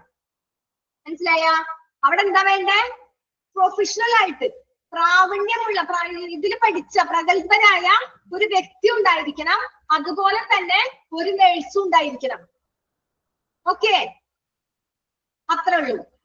ഒരു ട്രെയിനായ എന്ന് വെച്ചാൽ ഒരു നഴ്സ്, ട്രെയിനായ ഒരു നഴ്സ് ഉണ്ടായിരിക്കണം. അതോടൊപ്പം തന്നെ പ്രൊഫഷ്യന്റ് പേഴ്സൺ ഉണ്ടായിരിക്കണം. പ്രഗത്ഭരായ ഒരു വ്യക്തി കൂടി അവരെ കൂടി ഉണ്ടായിരിക്കണം. അവിടെ ഒരു അവയവം സിംഗിൾ ഓർഗൻ നടന്നേക്കാണ്. ഓക്കെ, അത് ലെവൽ 2 ഒന്നുകൂടി പറയാം. പേഷ്യൻസിനെ നമ്മള് ലെവൽ 2 എത്തിക്കഴിഞ്ഞാൽ അവിടെ സിംഗിൾ ഓർഗൻ സിസ്റ്റം ഫെയിലിയർ ആയി കിടക്കുകയാണ്. സിംഗിൾ ഓർഗൻ സിസ്റ്റം ഫെയിലിയർ ആയി. അപ്പൊ ആ പേഷ്യന്റിനെ നോക്കാൻ അവിടെ ആര് വേണം? ട്രെയിൻഡ് നഴ്സ് വേണം. ആൻഡ് പ്രൊഫഷ്യന്റ് പേഴ്സണൽ, ഒരു പ്രഗത്ഭരായ ഏതെങ്കിലും ഒരു വ്യക്തി വേണം. നെക്സ്റ്റ് കഴിഞ്ഞ് നമ്മൾ ലെവൽ 3 കയറി. അടുത്ത സ്റ്റെപ്പിൽ നമ്മൾ ഏറ്റവും മുകളിലെത്തി ലെവൽ 3 വന്നു. അവിടെ വന്നപ്പോ എങ്ങനെ പേഷ്യന്റിനെ കാണണേ? It consist of patients need advanced respiratory care during the transport with the support of these 2 failure organ systems. These patients must be accompanied by a competent doctor along with a nurse and paramedic. Okay, നമ്മൾ ഏറ്റവും മോളിൽ ചെന്നപ്പോഴല്ലേ അവിടെ ചെല്ലുമ്പോ അവിടുത്തെ അവസ്ഥ ഭയങ്കര മോശം. മോളിൽ ചെന്നപ്പോഴേ അവിടുത്തെ അവസ്ഥ എന്താ? ഭയങ്കര മോശം. അവിടെ എങ്ങനെ കിടക്കണേ? അവിടെ 2 അവയവത്തിന്, കുറഞ്ഞത് 2 അവയവത്തിന് ഫെയിലിയർ സംഭവിച്ചു. ഓക്കെ, ലെവൽ 2 സിംഗിൾ ഓർഗൺ ഒരു അവയവത്തിന് ഫെയിലിയർ സംഭവിച്ചിട്ടുള്ളൂ. പക്ഷെ ലെവൽ 3 ചെന്നപ്പോൾ 2 ഓർഗൻസിന് ഫെയിലിയർ സംഭവിച്ചു. 2 ഓർഗൻസിനെ സംഭവിച്ചേ. അപ്പൊ അവരെ നോക്കാനായിട്ട് അവിടെ മെയിൻ ആയിട്ട് ആര് വേണം? ഒരു ഡോക്ടർ ഉണ്ടായിരിക്കണം, നഴ്സ് ഉണ്ടായിരിക്കണം, അതുപോലെ തന്നെ പാരാമെഡിക് ഉണ്ടായിരിക്കണം. എന്ന് വെച്ചാൽ എന്താ? ഒരു രോഗിക്ക് ഒരു നഴ്സും പാരാമെഡിക്കിനൊപ്പം യോഗ്യതയുള്ള ഒരു ഡോക്ടറും ഉണ്ടായിരിക്കണം. ഓക്കെ, ഒരു രോഗിക്ക് ഒരു നഴ്സ് ഉണ്ടായിരിക്കണം, ഒരു ഡോക്ടർ ഉണ്ടായിരിക്കണം. ഓക്കേടാ, ഒന്നുകൂടി പറയാം. മൂന്നാമത്തെ ലെവൽ 3 2 അവയവോട് ഫെയിലിയർ ആയേക്കണം. അവർക്ക് അഡ്വാൻസ് ആയിട്ട് റെസ്പിറേറ്ററി കെയർ കൊടുക്കണം, നല്ല കെയർ കൊടുക്കണം. 2 ഓർഗൻസ് ഫെയിലിയർ ആയേക്കണേ. അപ്പൊ നല്ല നമ്മുടെ 2 കൈയില്ലെങ്കിൽ നമ്മുടെ അവസ്ഥ എന്താ? നമുക്ക് അമ്മ ആൾക്കാരെ കൂടണ്ടേ? ഒരു കൈയാണെങ്കിൽ നമ്മൾ ഒരു കൈ വെച്ച് എന്തെങ്കിലും ചെയ്യും. അപ്പൊ ഒരു കൈ വെച്ച് എന്തെങ്കിലും ചെയ്യാൻ നമുക്ക് അത്രപ്പെടുത്ത ആള് വേണ്ട. എന്നാലും ഒരു പ്രൊഫഷണലായ, ഒരു പ്രഗത്ഭരായ ഒരു വ്യക്തി, ഒരു നഴ്സും മതി. പക്ഷെ 2 കൈയും ഇല്ലാത്ത അവസ്ഥ ഒന്ന് ആലോചിച്ച് നോക്കിയേ. 2 ഓർഗൻസും പോയി. ഈ 2 പേരെ കൊണ്ട് മാത്രം നമ്മൾക്ക് പറ്റുമോ? ഇല്ല. അപ്പൊ നമ്മൾക്ക് കറക്റ്റ് എന്ത് വേണം? അഡ്വാൻസ്ഡ് റെസ്പിറേറ്ററി കെയർ വേണം. അതുപോലെ തന്നെ ട്രാൻസ്പോർട്ട് അവർക്ക് സപ്പോർട്ട് ചെയ്യാൻ വേണ്ടിയിട്ട് എന്ത് വേണം? 2 ഓർഗൻസ് ആണ് ഫെയിലിയർ ആയേക്കണേ. അപ്പൊ നമുക്ക് പേഷ്യൻസിന് must accompanied by a competent doctor, നല്ല പ്രഗത്ഭരായ ഡോക്ടർ വേണം. അതോടൊപ്പം തന്നെ ഒരു നഴ്സും വേണം. പാരാമെഡിക് ആയ ഒരു നഴ്സും വേണം. പാരാമെഡിക്കിനും ഒപ്പം ഒരു ഡോക്ടറും വേണം. ഓക്കെ, മരുന്നൊക്കെ ഇട്ട് കൊടുക്കാനും അവരുടെ കാര്യങ്ങൾ നോക്കാനും ഇത്രയും പേര് വേണം. അതാണ് ലെവൽ 3 പറഞ്ഞത്.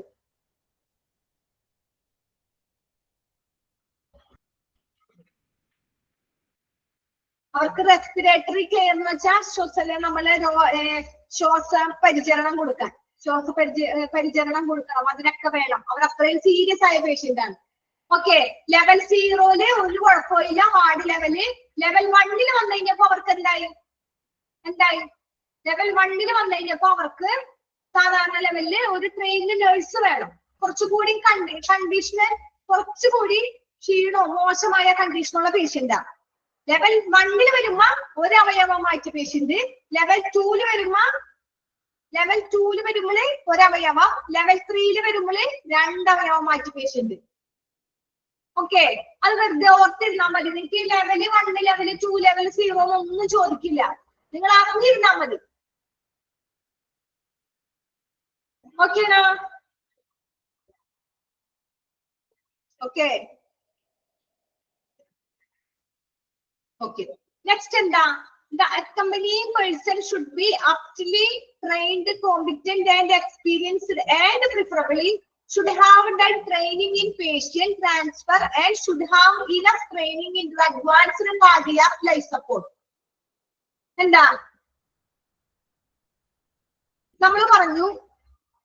ഒരു വ്യക്തിയുടെ കാര്യം പറഞ്ഞു. accompanying person എന്നുവെച്ചാൽ അവിടെ നമ്മൾ ഒരു വ്യക്തിനെ നിർത്തി, ഒരു പ്രഗത്ഭനായ ഒരു വ്യക്തി വേണം. ആ വ്യക്തി എങ്ങനെ? ഷുഡ് ബി ആപ്റ്റ്ലി ട്രെയിൻഡ് ആയിരിക്കണം. എന്ന് വെച്ചാല് കഴിവതും അനുഭവം പരിചയമുള്ള ഇതായിരിക്കണം. ഓക്കെ, ആപ്റ്റ്ലി ട്രെയിൻഡ് എന്ന് വെച്ചാൽ എന്താ? എക്സ്പീരിയൻസ് ഉള്ള ആളായിരിക്കണം. പരിചയം വേണം. ഒന്നും അറിയാതെ ഒന്നും നമുക്ക് നിർത്താൻ പറ്റില്ല ഒരാളെ. ഇത്രയും സീരിയസ് ആയ പേഷ്യൻസ്, ഇത്രയും ഓർഗൻസ് നമ്മൾ മാറ്റി എന്നൊക്കെ പറഞ്ഞ അങ്ങനെയുള്ള പേഷ്യൻസ് നമ്മൾ എന്താ ചെയ്യാ? accompanying person should be aptly trained. നല്ല എക്സ്പീരിയൻസ് ആയ, നല്ല ആപ്റ്റായ ട്രെയിനിങ് വേണം നിർത്താൻ. പിന്നെന്താ പറഞ്ഞേ? കൂടാതെ എന്ത് വേണം? രോഗിയെ ട്രാൻസ്ഫർ ചെയ്യുന്നതിൽ എക്സ്പീരിയൻസ് നേടിയിരിക്കണം. Experience should have training, patient transfer, should have enough training, advanced cardiac life support.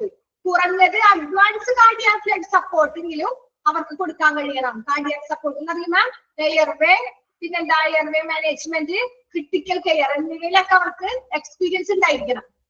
Okay, അതാ പറഞ്ഞത്. എന്താ? അഡ്വാൻസ്ഡ് കാർഡിയാക് ലൈഫ് സപ്പോർട്ട് ആയാലും എന്ത് ട്രെയിനിങ് കൊടുക്കണമെങ്കിലും അവർക്ക് എക്സ്പീരിയൻസ് ഉണ്ടായിരിക്കണം. അങ്ങനെയുള്ള പേഷ്യൻസിനെ ആപ്റ്റ്ലി ട്രെയിൻ ആയ വ്യക്തികളെ മാത്രമേ പേഷ്യൻസിന്റെ കൂടെ നിർത്താൻ പാടുള്ളൂ. അത് നമ്മൾ ശ്രദ്ധിക്കണം. The accompanying person ഇങ്ങനെയുള്ളതാ should be aptly trained. Underline ചെയ്തിട്ടോ? aptly trained അണ്ടർലൈൻ ചെയ്തിടാ.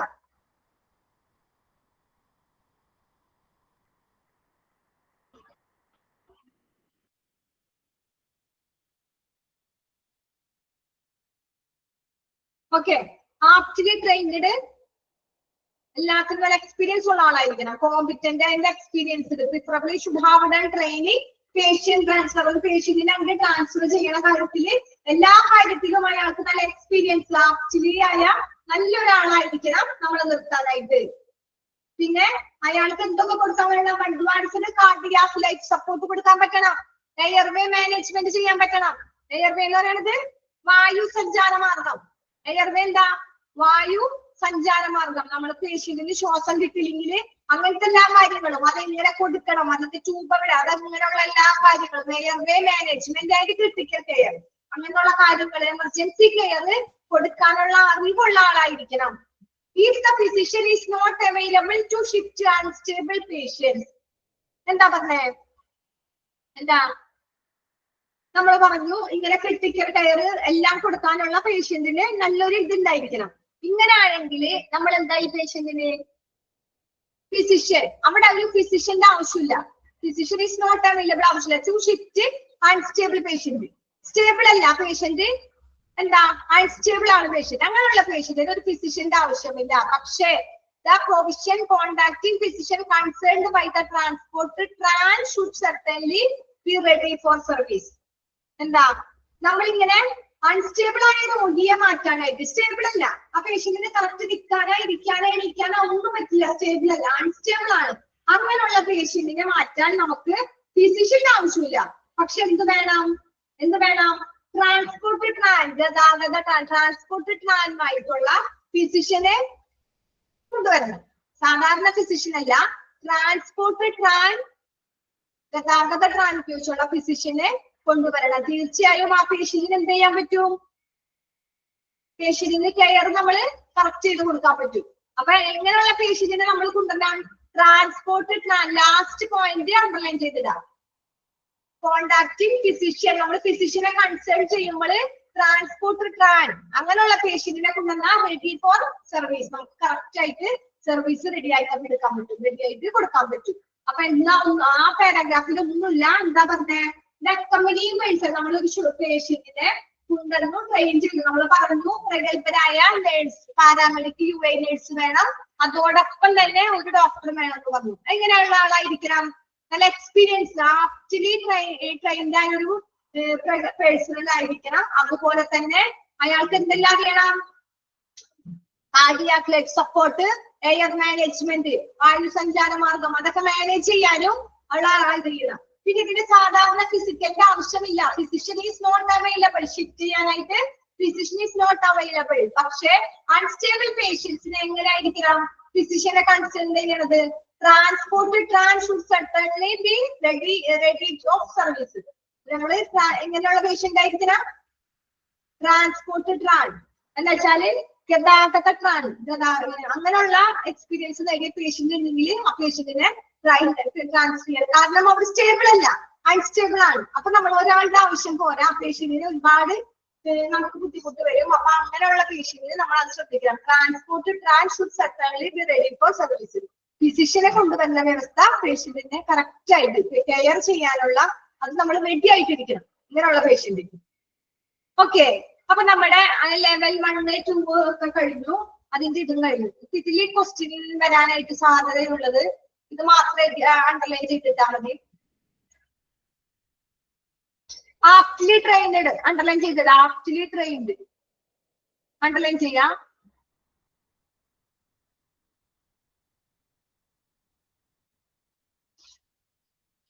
ഓക്കെ, അത്രേ ഉള്ളൂ.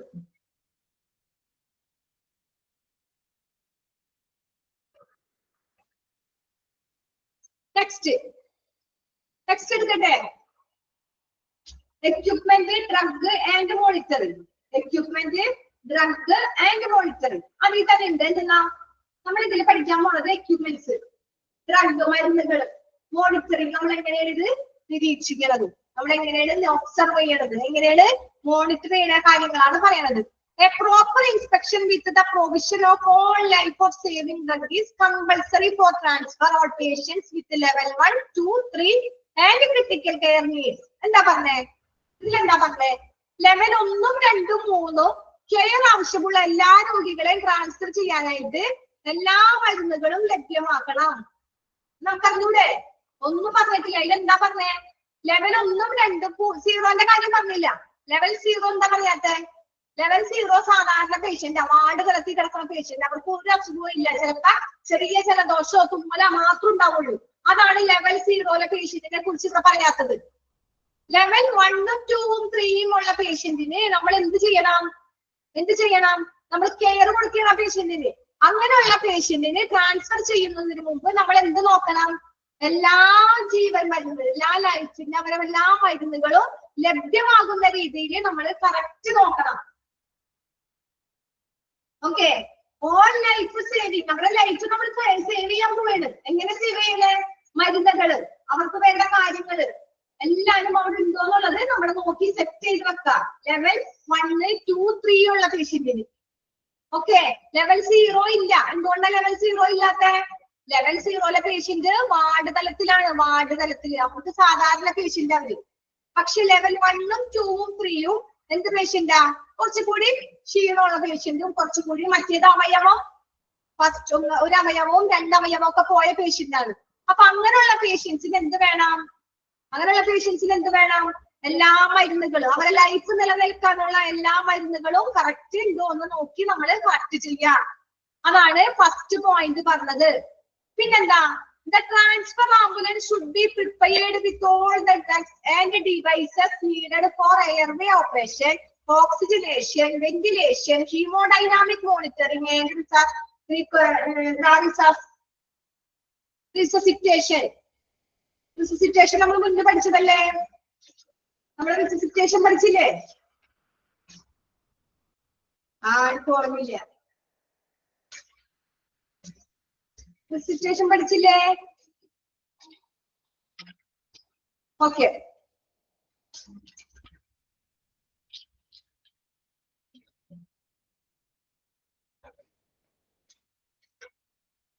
എന്താ resuscitation പഠിച്ചത്?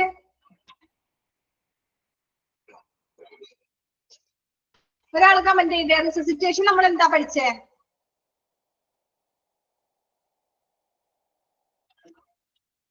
ആരില്ലേ? ഒരാൾ കമന്റ് ചെയ്തേ. CPR കൊടുക്കണത്.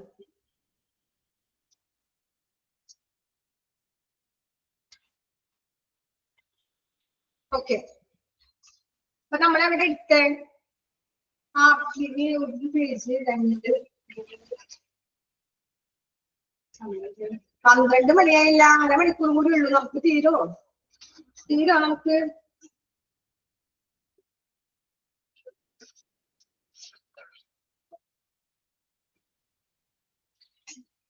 നമുക്ക് വേട്ടെ പറയട്ടെ ഒക്കെ വായിച്ചു നോക്കി എല്ലാരും.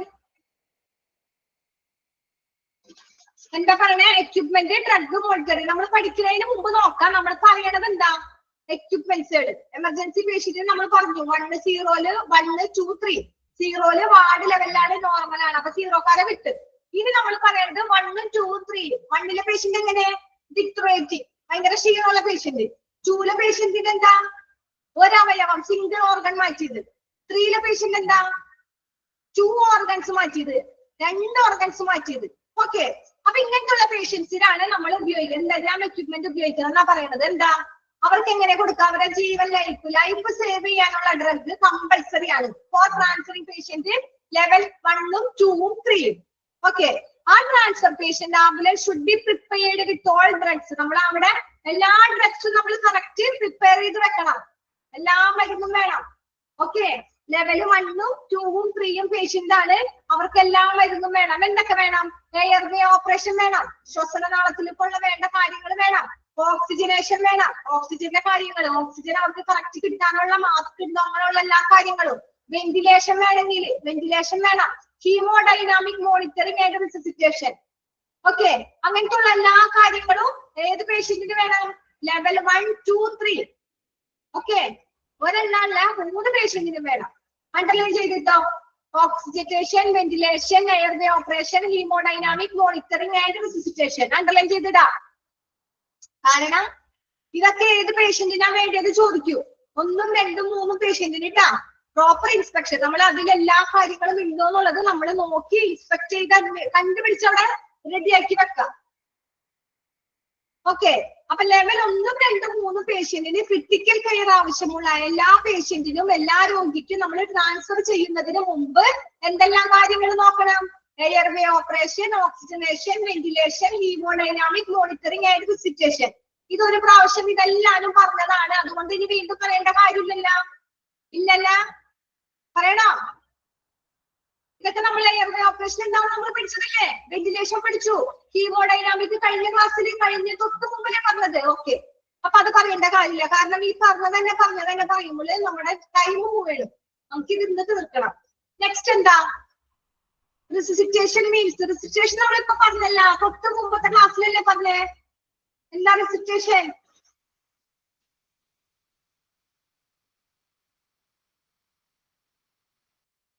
ഒരാള് പറഞ്ഞല്ലേ ഇപ്പൊ ഇവിടെ CPR എന്നാ. മുന്നത്തെ ക്ലാസ്സൊന്നും നിങ്ങൾ വായിക്കണില്ല, അതാണ് നിങ്ങൾക്ക് ഇത് കറക്റ്റ് കിട്ടാത്തത്. ഇപ്പൊ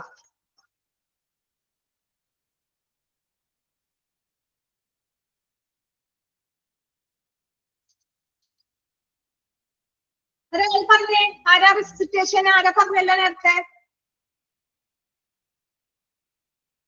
നമ്മളെ ടൈം ഇത് പോവേണ്. ആരാ പറഞ്ഞേ? ഒരാൾ പറഞ്ഞേ, ആർക്കും കിട്ടൂലേ?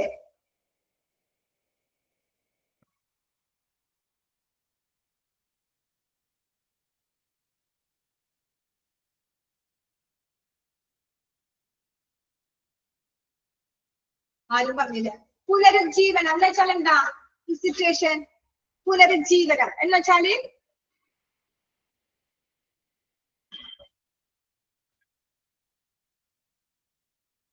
നമ്മൾക്ക് എന്തെങ്കിലും പെട്ടെന്ന് ഒരു ബുദ്ധിമുട്ട് എന്തെങ്കിലുമൊക്കെ വന്നു കഴിഞ്ഞാൽ നമ്മളുടെ എന്ത് പോകും? നമ്മുടെ ഓർമ്മ നഷ്ടപ്പെടും, ബോധം പോകും. അപ്പൊ അവർക്ക് അതിന്റെ ആ ഒരു പുനർജീവനം ഉണ്ട്. CPR ഇവിടെ ആരോ പറഞ്ഞല്ല, CPR ഇല്ലേ? അപ്പൊ അങ്ങനെ അവർക്ക് ഇത് കൊടുക്കാൻ വേണ്ടിയിട്ട് നമ്മൾ അത് ഉപയോഗിക്കും, റിസസിറ്റേഷൻ കൊടുക്കും. ഒന്നല്ലെങ്കിൽ ഹാർട്ടിൽ പിടിച്ച് ഇങ്ങനെ നെക്കാൻ ഇങ്ങനെ ഇരിക്കും. അപ്പൊ പെട്ടെന്ന് അവർ എണീറ്റൊരു ഷോക്കിൽ നിന്ന് ഉണരും. അപ്പൊ അതിനൊരു പുനരുജ്ജീവനം കൊടുത്തു. പുനർജീവനല്ലേ അത്? മനസ്സിലായ? അതാണ് റിസസിറ്റേഷൻ എന്ന് പറയുന്നത്. നമ്മൾ ആ സമയത്ത് ആ സിറ്റുവേഷൻ അനുസരിച്ച് നമ്മള് പെട്ടെന്ന് നമ്മുടെ വീട്ടിൽ വെക്കണ പേഷ്യന്റിന് പെട്ടെന്ന് ഒരു നെഞ്ചിന് ഒരു ബുദ്ധിമുട്ടോടെ വന്നു കഴിഞ്ഞാൽ അതറിയാവുന്ന ആളാണെങ്കിൽ അപ്പൊ തന്നെ CPR കൊടുക്കും. അപ്പൊ ഹോസ്പിറ്റലിൽ എത്തുന്നതിന് മുമ്പ് അത് കൊടുത്താൽ അത്രയും നല്ലത്. അല്ലെങ്കിൽ ആ പേഷ്യന്റ് ഡെത്ത് ആവും. ഓക്കെ. അങ്ങനെ പുനരുജ്ജീവനം കൊടുക്കുന്നത് നമ്മളെ കൊണ്ട് പറ്റുന്ന ആ ഒരു ഫസ്റ്റ് എയ്ഡ്, അതാണ് റിസസിറ്റേഷൻ എന്ന് പറയുന്നത്. അതിന്റെ കൂടുതൽ കാര്യങ്ങളൊക്കെ ഞാൻ ഫസ്റ്റ് ഇത് പറഞ്ഞിട്ടുണ്ട്. ഓക്കെ, ചോദിച്ച ആൾക്ക് മനസ്സിലായി? ഇപ്പൊ എടുക്കട്ടെ?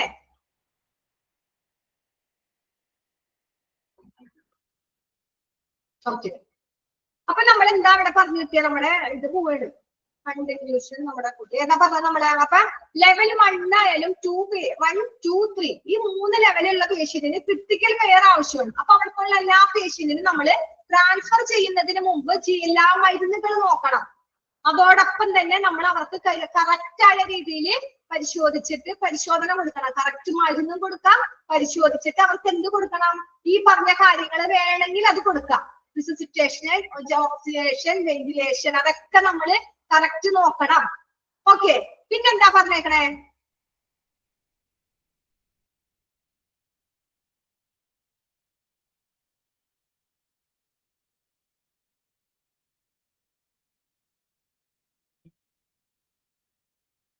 എല്ലാരും നമ്മൾ റെഡിയാക്കി വെക്കാം. മിലിറ്ററി ഡ്രഗ്, ഓപ്പറേഷൻ പറഞ്ഞു, ഓക്സിജനേഷൻ, വെന്റിലേഷൻ, ഇമോഡൈൻ മോണിറ്റർ, റിസിറ്റേഷൻ, അങ്ങനെ പുനരുജ്ജീവനമുള്ള എല്ലാ മരുന്നുകളൊക്കെ നമ്മൾ റെഡിയാക്കി വെക്കാം. ഈ പുനരുജ്ജീവനത്തിനുള്ള മരുന്ന് എന്ന് പറയുന്നത് വാസോപ്രസേഴ്സ് ഒക്കെ ഇതിൽ പെടും കേട്ടോ. അതൊക്കെ കൂടി ഒരുമിച്ചാണ് ഈ കാര്യങ്ങളൊക്കെ പറഞ്ഞേക്കണേ. വാസോപ്രസേഴ്സ് നമ്മൾ പറഞ്ഞു, ബ്ലോക്ക് ഒക്കെ വരുമ്പോൾ നമ്മൾ അത് വെക്കണം മരുന്ന്, പെട്ടെന്ന് ഇത് കൂടാനായിട്ടുള്ള മരുന്ന് വാസോപ്രസേഴ്സ് മുമ്പത്തെ ക്ലാസ്സിൽ പറഞ്ഞിട്ടുണ്ട്. അപ്പൊ ഇവിടെ അതിനെല്ലാത്തിനും കൂടി കൂട്ടിയാണ് ഇങ്ങനെ പറഞ്ഞത്. Airway operation, oxygenation, ventilation, haemodynamic, കുറച്ച് കാര്യങ്ങൾ എടുത്ത് പറഞ്ഞെന്നുള്ളൂ. അതെല്ലാരും അണ്ടർലൈൻ ചെയ്ത് വെക്കാം. ഓൾ ദ രണ്ടാമത്തെ പോയിന്റ് എന്താ? All the inspection needs to be confirmed before the beginning of transfer together with the starting of infusion drugs. The drugs required for patient's transfer involve muscles relax, sedatives, analgesics, in drops, and resuscitation drugs. The person responsible to patient transfer should assure correct supplies of these emergency drugs. Some of these drugs may be needed to be prepared in pre-filled syringe before the transfer. ഒന്നുമില്ല, ഇതിനാകെ ഇത്രയും പറഞ്ഞിട്ടുള്ളൂ. നമ്മൾ ഈ നേരത്തെ പറഞ്ഞ പോലെ first പോയിന്റില് കുറച്ച് കാര്യങ്ങൾ എടുത്തു പറഞ്ഞു. ജനറേഷനും ഓക്സിജൻ ജനറേഷൻ, വെന്റിലേഷൻ, റിസിറ്റേഷൻ ഒക്കെ എടുത്തു കൊടുക്കണം. രണ്ടാമത് പറഞ്ഞേക്കുന്നത് ഇഞ്ചക്ഷൻസ്, സിറിഞ്ചിൽ നിറയ്ക്കണം മരുന്നുകള്, സെഡേറ്റീവ്, അനാൽജസിക് എന്ന് വെച്ചാൽ പെയിൻ ഉള്ള പേഷ്യന്റിനൊക്കെ എന്തെങ്കിലും പെയിനിന്റെ കാര്യങ്ങൾ ബന്ധപ്പെട്ടത്, അങ്ങനെ ഇപ്പൊ ഇൻഫ്യൂഷൻ മരുന്ന് എന്ന് വെച്ചാൽ എന്തെങ്കിലും കൊടുക്കുന്ന മരുന്നുകൾ ഉണ്ടാവും. അങ്ങനെയുള്ള മരുന്നുകൾ ആരംഭിക്കുന്നതോടൊപ്പം തന്നെ ഈ ട്രാൻസ്ഫർ ആവുന്ന പേഷ്യന്റിന് എല്ലാ പരിശോധനയും നമ്മൾ നോക്കണം. എന്താ ചെയ്യാ? Inspection needs confirmed before beginning of transfer. അങ്ങനെ കൊടുക്കുന്നതിന് മുമ്പ് തന്നെ നമ്മൾ ട്രാൻസ്ഫർ ചെയ്യുന്നതിന് മുമ്പൊക്കെ റെഡിയാക്കി വെക്കാം. ഡ്രഗ്സ്, മരുന്ന് ആവശ്യമുള്ളവർക്ക് പേഷ്യന്റിനെ ട്രാൻസ്ഫർ ചെയ്യുമ്പോൾ അവർക്ക് എന്തിനൊക്കെ ഇൻവോൾവ് ചെയ്യണം? റിലാക്സൻസ്, സെഡേറ്റീവ്, എന്തെങ്കിലുമൊക്കെ സെഡേറ്റീവ് ഉണ്ടാവും, പിന്നെ പെയിൻ കില്ലർ, അനാൽജസ്റ്റിക് ഉണ്ടാവും, ഇൻഡ്രോപ്സ് ആൻഡ് റിസസിറ്റേഷൻ. റിസസിറ്റേഷൻ നമ്മൾ പറഞ്ഞു ഈ പുനർജീവനം വരുന്നത്, പുനരുജ്ജീവിക്കുന്നത് നമ്മള്. അപ്പൊ അങ്ങനെയുള്ള എന്തെങ്കിലുമൊക്കെ മരുന്നുണ്ടെങ്കിൽ അതെല്ലാം നമ്മള് പേഷ്യൻസിന് പോണതിന് മുമ്പൊക്കെ റെഡിയാക്കി വെക്കാം. ഓക്കെ, മസിൽ റിലാക്സ്, മയക്കങ്ങള്, വേദന സംഹാരികള്, അങ്ങനെയുള്ള കാര്യങ്ങളൊക്കെ റെഡിയാക്കി നമ്മൾ ട്രാൻസ്ഫറിന് മുമ്പ് ഒക്കെ റെഡിയാക്കി വെക്കാം പേഷ്യന്റിന്റെ കാര്യങ്ങൾ. പിന്നെന്താ പറഞ്ഞേക്കണേ? The person responsible of patient transfer should assure correct supplies. Emergency drugs, some of these drugs needed refilled. എന്ന് വെച്ചാൽ എന്താ? നമ്മളൊരു പേഷ്യന്റിനെ ട്രാൻസ്ഫർ ചെയ്യുമ്പോൾ ആ വ്യക്തിക്ക് നമ്മൾ എന്ത് ചെയ്യണം?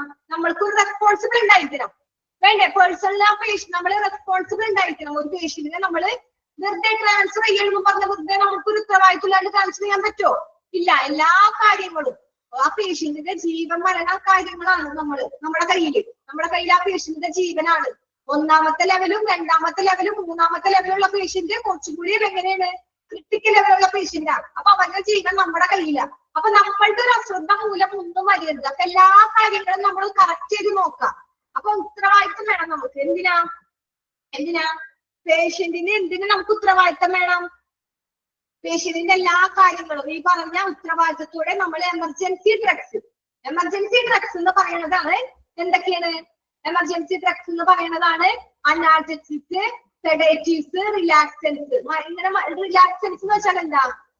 റിലാക്സ് ചെയ്യാനുള്ള പേഷ്യൻസിന് എന്തെങ്കിലുമൊക്കെ ഇങ്ങനെ മയക്കുമോ ഇങ്ങനെ എന്തെങ്കിലും ഉള്ള ഒരു ഇതുണ്ടാവും. അപ്പൊ അവർക്ക് ഭയങ്കര ബുദ്ധിമുട്ടുമുള്ള പേഷ്യന്റ്, ഇപ്പൊ കൈ കാല് മുറിച്ച പേഷ്യന്റ് ആണെങ്കിൽ അവർക്ക് എന്തായിരിക്കും?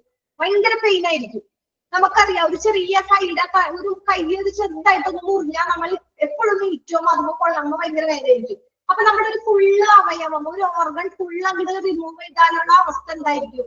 അപ്പൊ അങ്ങനെയുള്ള പേഷ്യന്റിന് വേണ്ട റിലാക്സിന് അവർക്കൊരു ആശ്വാസം കിട്ടാനായിട്ട് ഉള്ള ഡ്രഗ് അങ്ങനത്തെ കാര്യങ്ങളൊക്കെ നമ്മൾ കരുതണം. ഒക്കെ കറക്റ്റ് ചെയ്ത് ഈ മരുന്നുകളിൽ നമ്മൾ ട്രാൻസ്ഫർ ചെയ്യാൻ കറക്റ്റ് ചെയ്യുക. അതുപോലെ തന്നെ സിറിഞ്ച് ചില മരുന്നുകൾ നമ്മൾ എന്താ കുത്തി ഇഞ്ചക്ഷൻ ചെയ്യേണ്ട മരുന്നുണ്ടാവും. അങ്ങനെയുള്ള മരുന്നുകളൊക്കെ പ്രിപ്പയർഡ് പ്രീ ഫിൽഡ് സിറിഞ്ച് നമ്മളത് ഫില്ല് ചെയ്ത് വെക്കാം. സിറിഞ്ചിന് കുത്തണതിന് മുമ്പ് നമ്മൾ സിറിഞ്ചിൽ ഫില്ല് ചെയ്ത് വെക്കണം. കാരണം ഇങ്ങനത്തെ പേഷ്യന്റിന് ഏത് സമയത്താ പെട്ടെന്ന് വരുന്നതെന്ന് പറയാൻ പറ്റില്ല. ഓക്കെ, ഇവരിങ്ങനെ ആംബുലൻസിനൊക്കെ പോണ പേഷ്യന്റ് ആണെങ്കിൽ പോണ വഴിയിൽ ആ പേഷ്യന്റിന് പെട്ടെന്ന് ഭയങ്കര പെയിൻ വന്നു. പെയിൻ വന്നു കഴിഞ്ഞാൽ നമ്മൾ സിറിഞ്ച് എടുത്ത് അതിന്റെ കവറൊന്ന് പൊട്ടിച്ച് മരുന്ന് പൊട്ടിച്ച് ഇതിലോട്ട് കയറ്റുമ്പോഴത്തേനും ഒരു 5 മിനിറ്റ് കഴിയും. അപ്പൊ നമ്മൾ എന്താ നമ്മൾക്കറിയാം ഈ പേഷ്യന്റിന് ഇതൊക്കെ ആവശ്യം വരും. പേഷ്യന്റ് അവിടെ വരെ എത്തണമെങ്കിൽ വേറെ ഹോസ്പിറ്റലിൽ എത്തണമെങ്കിൽ ഒരു 4-5 മണിക്കൂറെങ്കിലും വേണം. അപ്പൊ അതുവരെ പേഷ്യന്റിന്റെ കാര്യങ്ങൾ നമ്മുടെ കയ്യിലാണ്, നമ്മൾ കൂടെ ഉണ്ട്. അപ്പൊ നമ്മൾ എന്ത് ചെയ്യാം, പോണതിന് മുമ്പ് ആ പേഷ്യന്റിന് വേണ്ട മരുന്നുകൾ സിറിഞ്ചില് നമ്മൾ ഫില്ല് ചെയ്ത് വെക്കാം. അപ്പൊ ആ പേഷ്യന്റിന് പെട്ടെന്ന് എന്തെങ്കിലും ബുദ്ധിമുട്ട് വന്നു കഴിഞ്ഞാൽ അപ്പൊ തന്നെ നമുക്ക് എന്ത് ചെയ്യാൻ പറ്റും, മരുന്ന് കൊടുക്കാൻ പറ്റും. ഓക്കെ, അത് പൊട്ടിച്ചെടുക്കുന്ന സമയം നമ്മുടെ വേസ്റ്റ് ആവില്ല. അപ്പൊ തന്നെ നമ്മൾ കറക്റ്റ് ചെയ്ത് വെക്കാം. അതാണ് ഈ 2ാമത്തെ പാരഗ്രാഫിൽ പറഞ്ഞേക്കണേ. എന്താ പറഞ്ഞേ, ഇൻഫ്യൂഷൻ മരുന്നുകള് അതുപോലെ തന്നെ ട്രാൻസ്ഫർ ആകുന്നതിന് മുമ്പ് എല്ലാ എക്സാമിനേഷനും പരിശോധനകളൊക്കെ നമ്മൾ കറക്റ്റ് ചെയ്യാം. ഇതൊക്കെ മുമ്പ് പറഞ്ഞതാ, അതുകൊണ്ട് ഞാൻ ഇങ്ങനെ പറയണേ. എല്ലാ പരിശോധനകളും കറക്റ്റ് ചെയ്ത് വെക്കാം. അതോടൊപ്പം തന്നെ റിലാക്സ് മസിൽ റിലാക്സുകള് പിന്നെ അനാജസ്റ്റിക് അങ്ങനെ എന്തെങ്കിലും മരുന്നുകൾ വേദന സഹായികൾ മയക്കത്തിനുള്ള എന്തെങ്കിലും സെഡേറ്റീവായ മരുന്നുകളൊക്കെ അവർ കഴിക്കണമെങ്കിൽ അതൊക്കെ നമ്മൾ റെഡിയാക്കി അവരുടെ കയ്യിൽ വെക്കാം. പിന്നെ പേഷ്യൻസിനെ ട്രാൻസ്ഫർ ചെയ്യുമ്പോൾ നമുക്കൊരു റെസ്പോൺസിബിൾ ഉണ്ടായിരിക്കണം, ഒരു ഉത്തരവാദിത്വം ഉണ്ടായിരിക്കണം. നമ്മൾ അവരോട് ഉറപ്പ് കൊടുക്കണം. എന്തെന്നാ ഈ എമർജൻസി ഡ്രഗ്സിനൊക്കെ ശരിയായ രീതിയിൽ നമ്മളത് എന്തിനാ നമുക്ക് ഉത്തരവാദിത്തം വേണം, നമ്മൾ അവർക്കുള്ള ഈ എമർജൻസി മരുന്നുകളാണ് ഇതൊക്കെ കൊടുക്കുന്നത്. ഇതൊക്കെ നമ്മൾ കറക്റ്റ് എടുത്ത് വെച്ചിട്ടുണ്ടോ, പെട്ടെന്ന് പെയിൻ വരുമ്പോ അവര് വേദന എടുക്കാൻ ആ സമയത്ത് നമുക്ക് ഇഞ്ചക്ഷൻ കൊടുക്കാനായിട്ട് ഇഞ്ചക്ഷൻ മരുന്ന് ഫില്ല് ചെയ്ത് വെച്ചിട്ടുണ്ടോ, സിറിഞ്ചിൽ ഫില്ല് ചെയ്ത് വെച്ചിട്ടുണ്ടോ എന്നൊക്കെ നമ്മൾ നല്ല ഉത്തരവാദിത്തോടു കൂടി നോക്കാം. ഓക്കെ, അതൊക്കെ നമ്മൾ ഫില്ല് ചെയ്ത് റെഡിയാക്കി വെക്കാം. അതാണ് 2ാമത് പറഞ്ഞത്. പിന്നെന്താ പറഞ്ഞേ, 3ാമത്തെ പോയിന്റ് എന്താ, the minimum standard of inspection suggested for patient transfer include uninterrupted endocardiogram inspection, non-invasive blood pressure, oxygen saturation and temperature. The non-invasive blood pressure may be notably affected by the motion artifacts, so it may be cautions to be invasive blood pressure inspection in selected subset of patients. എന്താ പറഞ്ഞേ, എന്താ പേഷ്യൻസിന് minimum standard of inspection നമ്മൾ സാധാരണ പേഷ്യൻസിന് എന്ത് ചെയ്യണം, പേഷ്യൻസിനെ transfer നിർദ്ദേശിച്ചു. ആ പേഷ്യന്റ് നമ്മൾ പോവേണ് ട്രാൻസ്ഫർ ചെയ്യണം നിർദ്ദേശിച്ചപ്പോ നമ്മൾ ഏറ്റവും കുറഞ്ഞത് ആ പേഷ്യന്റിന് എന്ത് ചെയ്യണം, പരിശോധനയിൽ എന്തെല്ലാം കാര്യങ്ങൾ നോക്കണം. പേഷ്യൻസിന് നമ്മൾ പരിശോധനയിൽ ഇലക്ട്രോ കാർഡിയോഗ്രാം, ഹാർട്ടിന്റെ ഇലക്ട്രോ കാർഡിയോഗ്രാം എന്ന് വെച്ചാൽ ECG നോക്കാം. എന്ത് ചെയ്യണം, ECG. എല്ലാ പേഷ്യന്റും ECG നോക്കും. പക്ഷെ ട്രാൻസ്ഫർ ആയ പേഷ്യന്റിന് മെയിൻ ആയിട്ട് നമ്മൾ ECG നോക്കണം. അതാണ് ഇലക്ട്രോ കാർഡിയോഗ്രാം എന്ന് പറയുന്നത്, ECG. അത് ഇൻസ്പെക്ഷൻ, അത് അതിന്റെ ഇൻസ്പെക്ഷൻ ECG എടുത്തിട്ടുണ്ടോ നോക്കാം.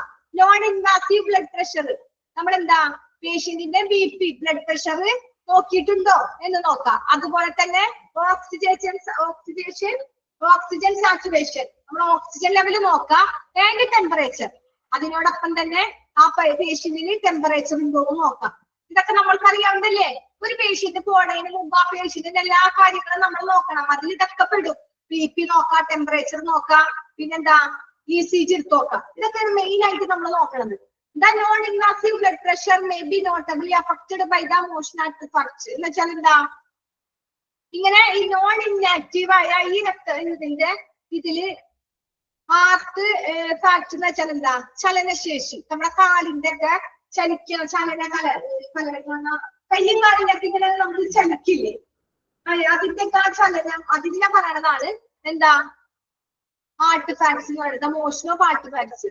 അതിന്റെ ഒക്കെ അഫക്റ്റ്, അതിന്റെ ഒക്കെ കാര്യങ്ങൾ നമ്മൾ നോക്കാം. കൈകാല് ചലിക്കുന്നത് അതിനൊക്കെ ബാധിക്കപ്പെടാം നമുക്ക് ഈ ട്രാൻസ്ഫർ ചെയ്യുന്ന പേഷ്യന്റിന്. അപ്പൊ നമ്മള് രക്തസമ്മർദ്ദം, ബ്ലഡ് നോൺ ഇൻആക്റ്റീവ് എന്താ പറഞ്ഞ ഇവിടെ non non invasive blood pressure, നമ്മുടെ ബ്ലഡ് പ്രഷർ ബിപിയുടെ ബ്ലഡ് പ്രഷർ കറക്റ്റ് ലെവലിൽ വന്നില്ലെങ്കിൽ അവർക്ക് എന്താ മോഷൻ ആർട്ടിഫാക്ട്സ് ഉണ്ടാവും. എന്ന് വെച്ചാൽ കൈയൊക്കെ കൈകാലിന്റെ ചലനം അനക്കാൻ പറ്റില്ല. പേഷ്യന്റ് അങ്ങനെയായിരിക്കും ട്രാൻസ്ഫർ ചെയ്യണത്. നമ്മൾ നടന്നു പോയി വണ്ടി കയറിയിരിക്കുന്ന പേഷ്യന്റിന്റെ കാര്യമില്ല പറയണത്. എമർജൻസി ആയ പേഷ്യന്റ് ലെവൽ 1ഉം 2ഉം 3ഉം ആണ് പേഷ്യന്റിന്റെ കാര്യം പറയണത്. അപ്പൊ നമ്മുടെ മനസ്സിലുണ്ടാവണം ലെവൽ 1ലെ പേഷ്യന്റ് എന്താ ഭയങ്കര ക്ഷീണമായിട്ട്. ലെവൽ 2ലെ പേഷ്യന്റ് ഒരു ഓർഗൺ ഇല്ല. ലെവൽ 3ലെ പേഷ്യന്റിന് 2 ഓർഗൺ ഇല്ല. അപ്പൊ ഇങ്ങനത്തെ പേഷ്യന്റിനെയാണ് നമ്മൾ കൊണ്ടുപോകുന്നത്. അപ്പൊ അവരെ മരിക്കും കാലിനുള്ള ബുദ്ധിമുട്ടുകൾ അതൊക്കെ നമ്മൾ ചലനശേഷിക്ക് ഉണ്ടാവില്ല. അപ്പൊ അതൊക്കെ നമ്മൾ നോക്കണം. പിന്നെന്താ it may be cautious to use blood inspection selected substance patients എന്ന് വെച്ചാല് രോഗിയെ നമ്മൾ ഇങ്ങനെ തെരഞ്ഞെടുത്ത് നമ്മൾ ഓരോ വിഭാഗത്തിലേക്ക് കൊടുക്കുക പേഷ്യന്റിനെ. അപ്പൊ അവിടെ രക്തസമ്മർദ്ദ പരിശോധന നമ്മൾ നോക്കണം. രക്തം പരിശോധിക്കണം, ബ്ലഡ് സർക്കുലേഷൻ നമ്മൾ നോക്കണം. അതാണ് ഇവിടെ പറഞ്ഞത്. എന്താ ഇൻസ്പെക്ട് ചെയ്യണം സെലക്ടഡ് സബ്സെറ്റ് ഓഫ് പേഷ്യന്റ്. ഓരോ പേഷ്യന്റിന്റെ ഓരോ ഭാഗങ്ങൾ നമ്മൾ കറക്റ്റ് പ്രഷർ നോക്കാം. അതൊക്കെ വീണ്ടും പ്രഷർ ഇൻസ്പെക്ട് ചെയ്യാം. ഇടക്കിടക്ക് വണ്ടിയിൽ ഇരിക്കുമ്പോ പേഷ്യന്റിന് ഇടക്കിടക്ക് എന്ത് വേണം? നമ്മളെ വാർഡിൽ എങ്ങനെയായിരിക്കും പേഷ്യന്റിന് 5 മണിക്കൂർ ആ പേഷ്യന്റ് പോയാൽ ഇവിടെ നിന്ന് അങ്ങോട്ട് സ്റ്റാർട്ട് ചെയ്താൽ പിന്നെ നമ്മൾ ആ പേഷ്യന്റിന്റെ പ്രഷർ നോക്കില്ല. അങ്ങനല്ല സാധാരണ ലെവല്. പക്ഷെ ഇങ്ങനെയുള്ള പേഷ്യന്റിന് ലെവൽ 1ഉം 2ഉം 3ഉം പോണ പേഷ്യന്റിന് ഇടക്കിടക്ക് നമ്മൾ പോയിട്ട് എന്ത് ചെയ്യണം? ബ്ലഡ് പ്രഷർ ആയാലും ടെമ്പറേച്ചർ ആയാലും ഈ പറഞ്ഞ ഓക്സിജൻ സാച്ചുറേഷൻ ഒക്കെ നമ്മൾ ഇടക്കിടക്ക് പോയി നോക്കാം. ഓക്കെ, അതാണ് രണ്ടാമത്തെ പോയിന്റ് പറഞ്ഞത്. ഓക്കെ, നമ്മളിതിങ്ങനെ നോക്കുമ്പോ ആ പേഷ്യന്റിന്റെ ആർട്ടിഫാക്ട്സ് എന്ന് പറയുന്നത് ആ ചലനശേഷികൾ, കൈ കാല് അവരെ ചലിക്കുന്ന അവയവത്തിനൊക്കെ എന്തെങ്കിലും ബുദ്ധിമുട്ടുണ്ടോ, നമ്മൾ ഇത് എന്തെങ്കിലും അഫക്ട് ചെയ്യുന്നുണ്ടോ, അതൊക്കെ നമ്മൾ ഇടക്കിടക്ക് നോക്കിക്കൊണ്ടിരിക്കണം. അതിനാണ് നമ്മളെ ആംബുലൻസ് എന്തിനു കൊണ്ടുപോണത്? ട്രാൻസ്ഫർ ചെയ്യുമ്പോ നമ്മളെ കൊണ്ടുപോണത്. ഓക്കെ, പേഷ്യന്റിന്റെ കൂടെ കൊണ്ടുപോണത്. പിന്നെന്താ? all the inspection equipment should be secured accurately and should be placed below level of the patient and interpreted instruction. The electrical devices must be functional on battery power with the provision of extra batteries during transfer. എന്താ പറഞ്ഞേ? എല്ലാ പരിശോധനകളും എല്ലാം കഴിഞ്ഞു. എല്ലാ പരിശോധനകളും കഴിഞ്ഞു. നമ്മളത് കൃത്യമായിട്ട് കറക്റ്റ് ആയിട്ട് പേഷ്യൻസിന്റെ വെന്റിലേറ്ററിൽ നമ്മള് പോയിന്റാ നമ്മൾ പറഞ്ഞേ? ഓൾ ദ ഇൻസ്പെക്ഷൻ, എല്ലാ ഇൻസ്പെക്ഷനും കഴിഞ്ഞു. എക്യുപ്മെന്റ് ഒക്കെ നമ്മൾ റെഡിയാക്കി. ഷുഡ് ബി സെക്യൂർഡ്, നമ്മൾ സുരക്ഷിതമാക്കി പേഷ്യന്റിനെ. എന്നിട്ടാ should be placed below level of patient. എന്ന് വെച്ചാൽ എന്താ? പേഷ്യന്റിനെ നമ്മള് തടസ്സമില്ലാത്ത രോഗിയുടെ തടസ്സമില്ലാതെ പേഷ്യന്റിന് എല്ലാ കാര്യങ്ങളും നമ്മൾ റെഡിയാക്കിയിട്ട് രോഗിയുടെ നിലവാരത്തിന് താഴെയായിട്ട് നമുക്ക് എന്ത് വേണം? രോഗിയുടെ നിലവാരം എന്ന് വെച്ചാൽ ആ പേഷ്യന്റ് ഏത് ലെവലിലാണോ ഉള്ളത് അതിന് ആ ലെവലിൽ കറക്റ്റ് കീപ്പ് ചെയ്യുക. അതിന്റെ താഴെ ലെവലിൽ നമ്മൾ പോവാതെ നോക്കാം. നമ്മുടെ അശ്രദ്ധ മൂലം പേഷ്യന്റിനെ ഇപ്പൊ ഭയങ്കര മോശമായ പേഷ്യന്റ് ആണെങ്കിൽ ഒന്നും കൂടി മോശമാക്കാതെ അതേ നിലവാരത്തിൽ പേഷ്യന്റിന്റെ ഏത് അവസ്ഥയിലാണോ പേഷ്യന്റ് ഉള്ളത് അതേ അവസ്ഥയിൽ തന്നെ നമ്മൾ ആ പേഷ്യന്റിന്റെ ലെവല് കീപ്പ് ചെയ്ത് കൊണ്ടുപോവാം. The electrical devices must be functional battery power with the provisional extra batteries to be എന്താ? ട്രാൻസ്ഫർ സമയത്ത് നമ്മൾ ഈ പേഷ്യന്റിന്റെ അധിക ബാറ്ററി ഇലക്ട്രിക് ഉപകരണങ്ങൾ എന്താ വെച്ചാൽ എല്ലാ പേഷ്യന്റിനും ചെറിയ പേഷ്യന്റിനൊക്കെ ആംബുലൻസിൽ എങ്ങനെയായിരിക്കും? കിടക്കുമ്പോ ബാറ്ററിയിൽ പ്രവർത്തിക്കണമെന്നുണ്ടാവും. ആംബുലൻസിൽ നമ്മൾ ഹോസ്പിറ്റലില് ഇപ്പൊ നെബുലൈസ് ഒക്കെ കൊടുക്കുകയാണെങ്കിൽ കറണ്ടിൽ കുത്തി കൊടുക്കും. ഇപ്പൊ നെബുലൈസ് കൊടുക്കുകയാണെങ്കിൽ വാർഡിലൊക്കെ ആണെങ്കിൽ എന്താ? കറണ്ടിൽ കൊടുക്കും. പക്ഷെ ആംബുലൻസിൽ പോണ പേഷ്യന്റിന് നെബുലൈസ് കൊടുക്കുകയാണെങ്കിൽ എന്ത് ചെയ്യും? ബാറ്ററിയിൽ നമ്മൾ ബാറ്ററിയിലാണ് ഇതൊക്കെ ചാർജ് ചെയ്യുന്നത്.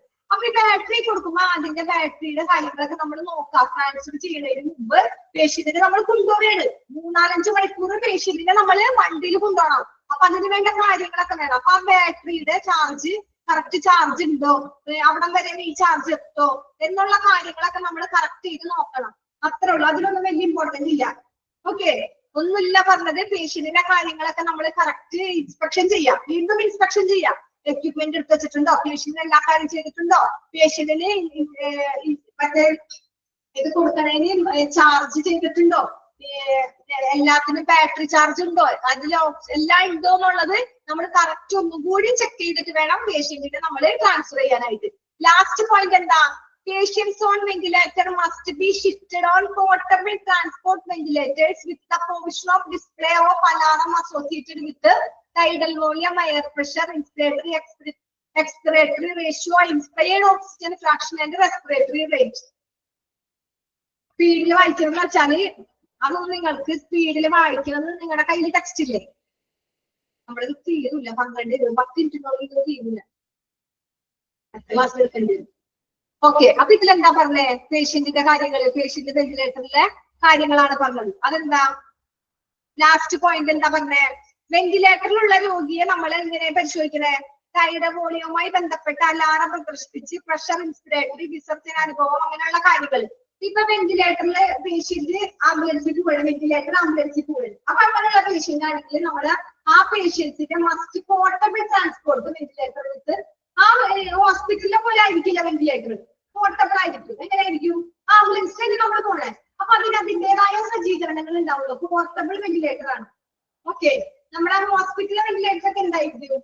ഒരു ഫുള്ള് റൂമില് വെന്റിലേറ്റർ പോലെ നിന്ന് ആ പേഷ്യന്റിന് അവിടെ ഉള്ള എല്ലാ സജ്ജീകരണവും പേഷ്യന്റിന്റെ നേരെ കാണാൻ കുറെ സ്ക്രീനിൽ പോണതും പിന്നെ മോണിറ്റർ ചെയ്യണത്, പിന്നെ പേഷ്യന്റിന്റെ കാലുമക്കൂടി കൈമക്കൂടി ഒക്കെ കുറെ വയറൊക്കെ വലിച്ചിട്ടുണ്ടാവും. പക്ഷെ ആംബുലൻസിൽ അങ്ങനെയല്ല. ആംബുലൻസ് എന്താ, അതിനുള്ള സൗകര്യമില്ല. നമ്മൾ പോർട്ടബിൾ ട്രാൻസ്പോർട്ട് പേഷ്യന്റിനെ കൊണ്ടുപോകരുത്. അപ്പൊ ആ പേഷ്യന്റ് ഡിസ്പ്ലേ അലാറം അപ്പൊ നമ്മൾ എന്ത് ചെയ്യണം? അലാറം സെറ്റ് ചെയ്യണം. പേഷ്യന്റിന് ഓരോ സമയത്ത് ഡിസ്പ്ലേയിൽ നമ്മൾ കാണിക്കണം. അസോസിയേറ്റഡ് വിത്ത് ടൈഡൽ വോളിയം, പിന്നെ എയർ പ്രഷർ ചെയ്യണത്, പ്രഷർ ശ്വാസം വിടുന്നത്, ഇൻസ്പിറേറ്ററി എക്സ്പിറേറ്ററി, പുറത്തേക്ക് വിടുന്നതും അകത്തേക്ക് വിടുന്നതും. ഇൻസ്പിറേറ്ററി എന്ന് വെച്ചാൽ എന്താ? ഉള്ളിലോട്ട്. എക്സ്പിറേറ്ററി എന്ന് വെച്ചാൽ പുറത്തേക്ക്. അങ്ങനെയൊക്കെയുള്ള ഓരോ റേഷ്യോ കറക്റ്റ് നമ്മൾ സെറ്റ് ചെയ്ത് വെക്കാം. ഓക്കെ, നമ്മള് പെട്ടെന്ന് ഇത് കഴിഞ്ഞ് നമ്മൾ പെട്ടെന്ന് മറന്നൊക്കെ പോയാലോ? അപ്പൊ ഇത് നമ്മൾ അലാറം വെച്ച് സെറ്റ് ചെയ്ത് വെക്കാം. Inspired oxygen fraction and respiratory rate. അപ്പൊ ഇതിന്റെ റേറ്റ്, ഓക്സിജൻ ലെവലിൽ ഇതിന്റെ എത്ര പവറിൽ, എത്ര മിനിറ്റിൽ എത്ര അടിക്കുന്നുണ്ട്, എത്ര വെയിറ്റ് ഉണ്ട്, ഒരു മിനിറ്റിൽ എത്ര പ്രാവശ്യം നമ്മുടെ ചെസ്റ്റിന്റെ ഇതടിച്ചു, റെസ്പിറേറ്ററി എത്ര ഉണ്ട്, ബ്രീത്തിങ് എത്ര ഉണ്ട് എന്നുള്ള കാര്യങ്ങളൊക്കെ കറക്റ്റ് നമ്മൾ എന്ത് ചെയ്ത് വെക്കണം? നോട്ട് ചെയ്ത് വെക്കണം. അത്രേ ഉള്ളൂ. ഇതില് പേഷ്യന്റിന്റെ കാര്യവും നമ്മൾ കെയർ ചെയ്യുന്ന കാര്യങ്ങൾ പറയണേ. ഫസ്റ്റ് ഓഫ് ഓൾ ലാസ്റ്റ് പറഞ്ഞേ വെന്റിലേറ്ററില് ട്രാൻസ്പോർട്ട്, വെന്റിലേറ്ററിന്റെ കാര്യം പറഞ്ഞേ. അതൊരു പോർട്ടബിൾ ആയിരിക്കും. അപ്പൊ അതില് നമ്മൾ ഒരുപാട് കാര്യങ്ങൾ കറക്റ്റ് ചെയ്ത് വെക്കണം. നമ്മൾക്ക് കറക്റ്റ് അറിയാൻ പാടില്ലാത്തത് display off alarm, alarm display തന്നെ സെറ്റ് ചെയ്ത് വെക്കണം. ടൈഡൽ വോളിയം എന്ന് വെച്ചാൽ എന്താ? ടൈഡൽ വോളിയം നമ്മൾ ഇതിന് മുമ്പ് ഒരു ക്ലാസ്സിൽ ഞാൻ പറഞ്ഞിട്ടുണ്ടായിരുന്ന, ഉച്ചക്കത്തെ ക്ലാസ്സിലാണ്, പയ്യൂരാണ്. ടൈഡൽ വോളിയം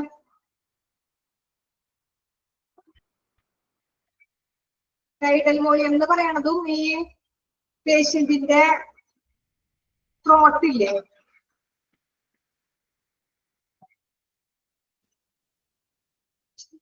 നമ്മളെ പേഷ്യന്റ് ഇങ്ങനെ ശ്വസിക്കുമ്പോഴേ അതിന്റെ വ്യാപ്തത്തിന്റെ ഇത് കുറവ്. എന്ന് വെച്ചാല് നമ്മള് ആംബുലൻസിൽ എങ്ങനെ കിടക്കുകയാണ്, നമ്മൾക്ക് വർത്താനം പറയുക ഒന്നും ചെയ്യണില്ല. നമ്മളെങ്ങനെ പേഷ്യന്റ് കിടക്കാം?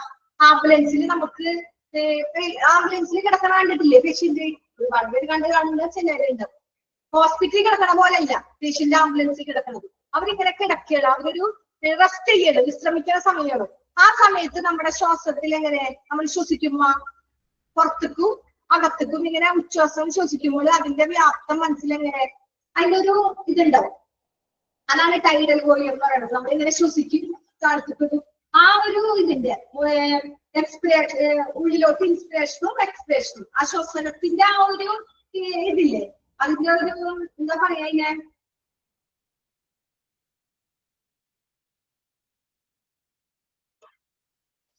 നമ്മൾ ശ്വസിക്കുന്ന വായുവിന്റെ പരമാവധിയുള്ള അളവ് നമ്മൾ ഇങ്ങനെ ശ്വസിക്കുക. ആദ്യം നമ്മൾ എന്ത് ചെയ്യും? ഓക്സിജനെ വലിച്ചെടുക്കും, എന്നിട്ട് കാർബൺ ഡൈ ഓക്സൈഡിനെ പുറത്തേക്ക് വിടും. അങ്ങനെയാണ് നമ്മൾ ശ്വസിക്കുന്നത്. അപ്പൊ നമ്മൾ എന്തോരം വായു ആണോ നമ്മൾ വലിച്ചെടുക്കുന്നത് അതിന്റെ അളവ്, അതാണ് ടൈഡൽ വോളിയം എന്ന് പറയുന്നത്. ഓക്കേടാ, മനസ്സിലായ? ഓക്കെ, ലാസ്റ്റ് പോയിന്റ് ഞാൻ കൂടി പറയാം നമുക്ക്. അപ്പൊ എല്ലാവർക്കും കുറച്ചൊരു 5 മിനിറ്റ് നിൽക്കാൻ പറ്റുമോ? വിളിക്കൂല്ലേ? വേണ്ട. അപ്പൊ പേഷ്യന്റിന്റെ വെന്റിലേറ്ററിൽ നമ്മൾ ഇതിൽ ലാസ്റ്റ് പോയിന്റ് ശ്രദ്ധിച്ചോ? നമ്മൾ എങ്ങനെ പേഷ്യന്റിനെ ഹോസ്പിറ്റലിൽ കിടക്കണ പോലെയാണോ വെന്റിലേറ്ററിൽ കിടക്കാം? അല്ല. ഹോസ്പിറ്റലിൽ എന്ന് വെച്ചാൽ വലിയൊരു മുറി വെന്റിലേറ്ററിൽ അതിന് കിടക്കുകയാണ്. ഹോസ്പിറ്റലിലെ വെന്റിലേറ്റർ, ആംബുലൻസ് വെന്റിലേറ്റർ എന്ന് വെച്ചാൽ എന്താ? പോർട്ടബിൾ ആണ്. അപ്പൊ അതിന് അതിൻ്റെതായ ഒരുപാട് പരിമിതികൾ ഉണ്ടാവും എല്ലാ കാര്യത്തിലും.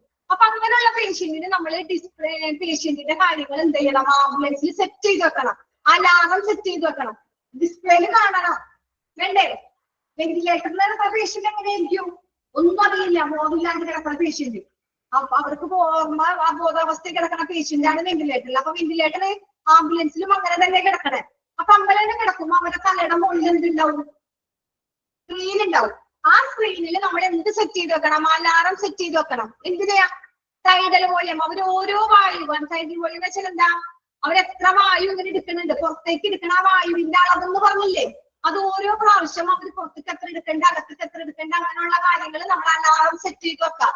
അതുപോലെ തന്നെ എയർവേ പ്രഷർ, അവര് ശ്വാസം വിടുന്നതിന്റെ ആ ഒരു പ്രഷർ, ഇൻസ്പിറേറ്ററി എക്സ്പിറേറ്ററി, പുറത്തേക്ക് വിടുന്നതും ഉള്ളിലേക്ക് വലിക്കുന്നതും, ഇൻസ്പയർഡ് ഓക്സിജൻ, നമ്മൾ ഓക്സിജൻ അവരെങ്ങനെയാണ് എടുക്കണേന്നുള്ളത്, അങ്ങനെയുള്ള റെസ്പിറേറ്ററി, ഇതെല്ലാം വന്നത് ഓക്സിജന്റെ ലെവലാണ് വന്നത്. ഒക്കെ ശ്വാസമായിട്ട് ബന്ധപ്പെട്ട ബ്രീത്തിങ്ങിന്റെ കാര്യമാണ്. ടൈഡൽ വോളിയവും എയർവേയും ഇൻസ്പിറേറ്ററി എക്സ്പിറേറ്ററി ഇൻസ്പയർഡ് ഓക്സിജൻ ഒക്കെ എന്തിന്റെ കാര്യം പറഞ്ഞേ? ശ്വസനമായിട്ട് ബന്ധപ്പെട്ടത്. അതിന് നമ്മൾ സെറ്റ് ചെയ്ത് ഒരു അലാറം വെക്കാം. അപ്പൊ നമുക്ക് അലാറത്തിൽ നിന്ന് അറിയാൻ പറ്റും.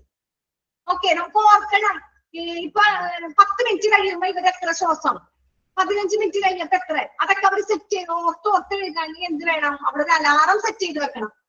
ഓക്കെ, അതാണ് അവിടെ പറഞ്ഞത്. ഓക്കെ, നമുക്ക് 4 മിനിറ്റ് ഉണ്ട്. ലാസ്റ്റ് സ്പെഷ്യൽ കൺസിഡറേഷൻ എടുക്കാൻ നേരം ഉണ്ട്, എടുക്കട്ടെ, നോക്കാം. സ്പെഷ്യൽ കൺസിഡറേഷൻ എന്താ?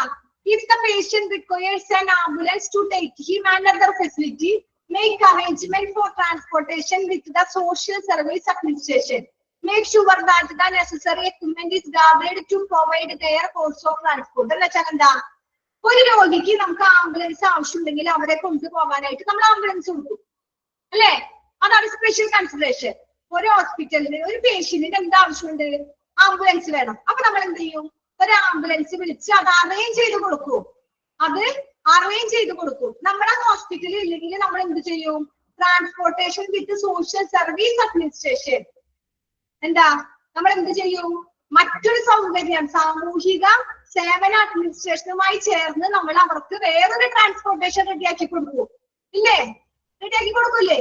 നമ്മുടെ ഹോസ്പിറ്റലിൽ ആംബുലൻസ് ഇല്ല, വെന്റിലേറ്റർ പോട്ടെ, വെന്റിലേറ്റർ ആംബുലൻസ് ഇല്ല. അപ്പൊ നമ്മൾ എന്ത് ചെയ്യും? പുറത്തുനിന്ന് ഒരു ആംബുലൻസ് അവർക്ക് റെഡിയാക്കി കൊടുക്കണം. സാമൂഹിക മേഖല അഡ്മിനിസ്ട്രേഷൻ അവരുമായിട്ട് ചേർന്നിട്ട്, അഡ്മിനിസ്ട്രേഷനുമായിട്ട് ചേർന്ന് അവർക്ക് ഒരു ആംബുലൻസ് അറേഞ്ച് ചെയ്ത് കൊടുക്കണം. സോഷ്യൽ സർവീസ് അഡ്മിനിസ്ട്രേഷനുമായി ചേർന്ന്.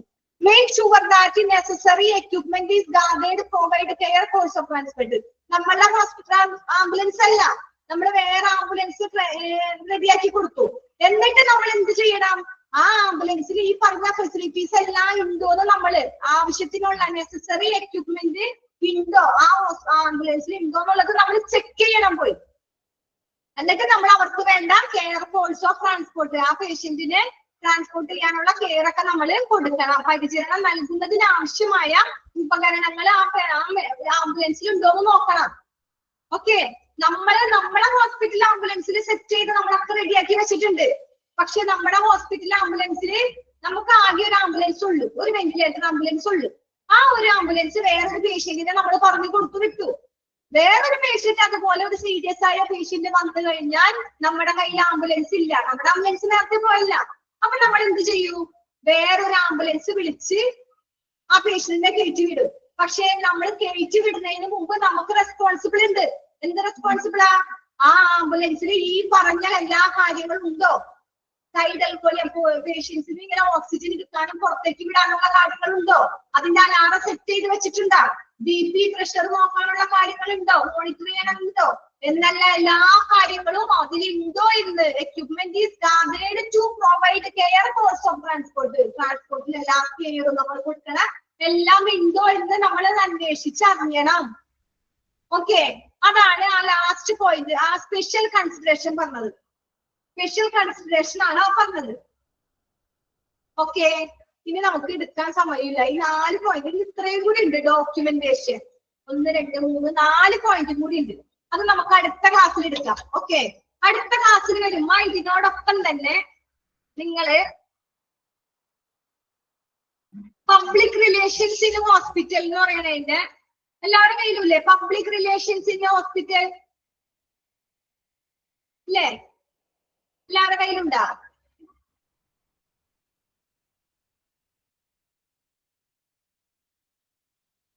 ആരും റെസ്പോണ്ട് ചെയ്യുന്നില്ല. എല്ലാവരും അങ്ങ് പോയാ 12 ആയപ്പോഴേക്കും പോയ എല്ലാവരും?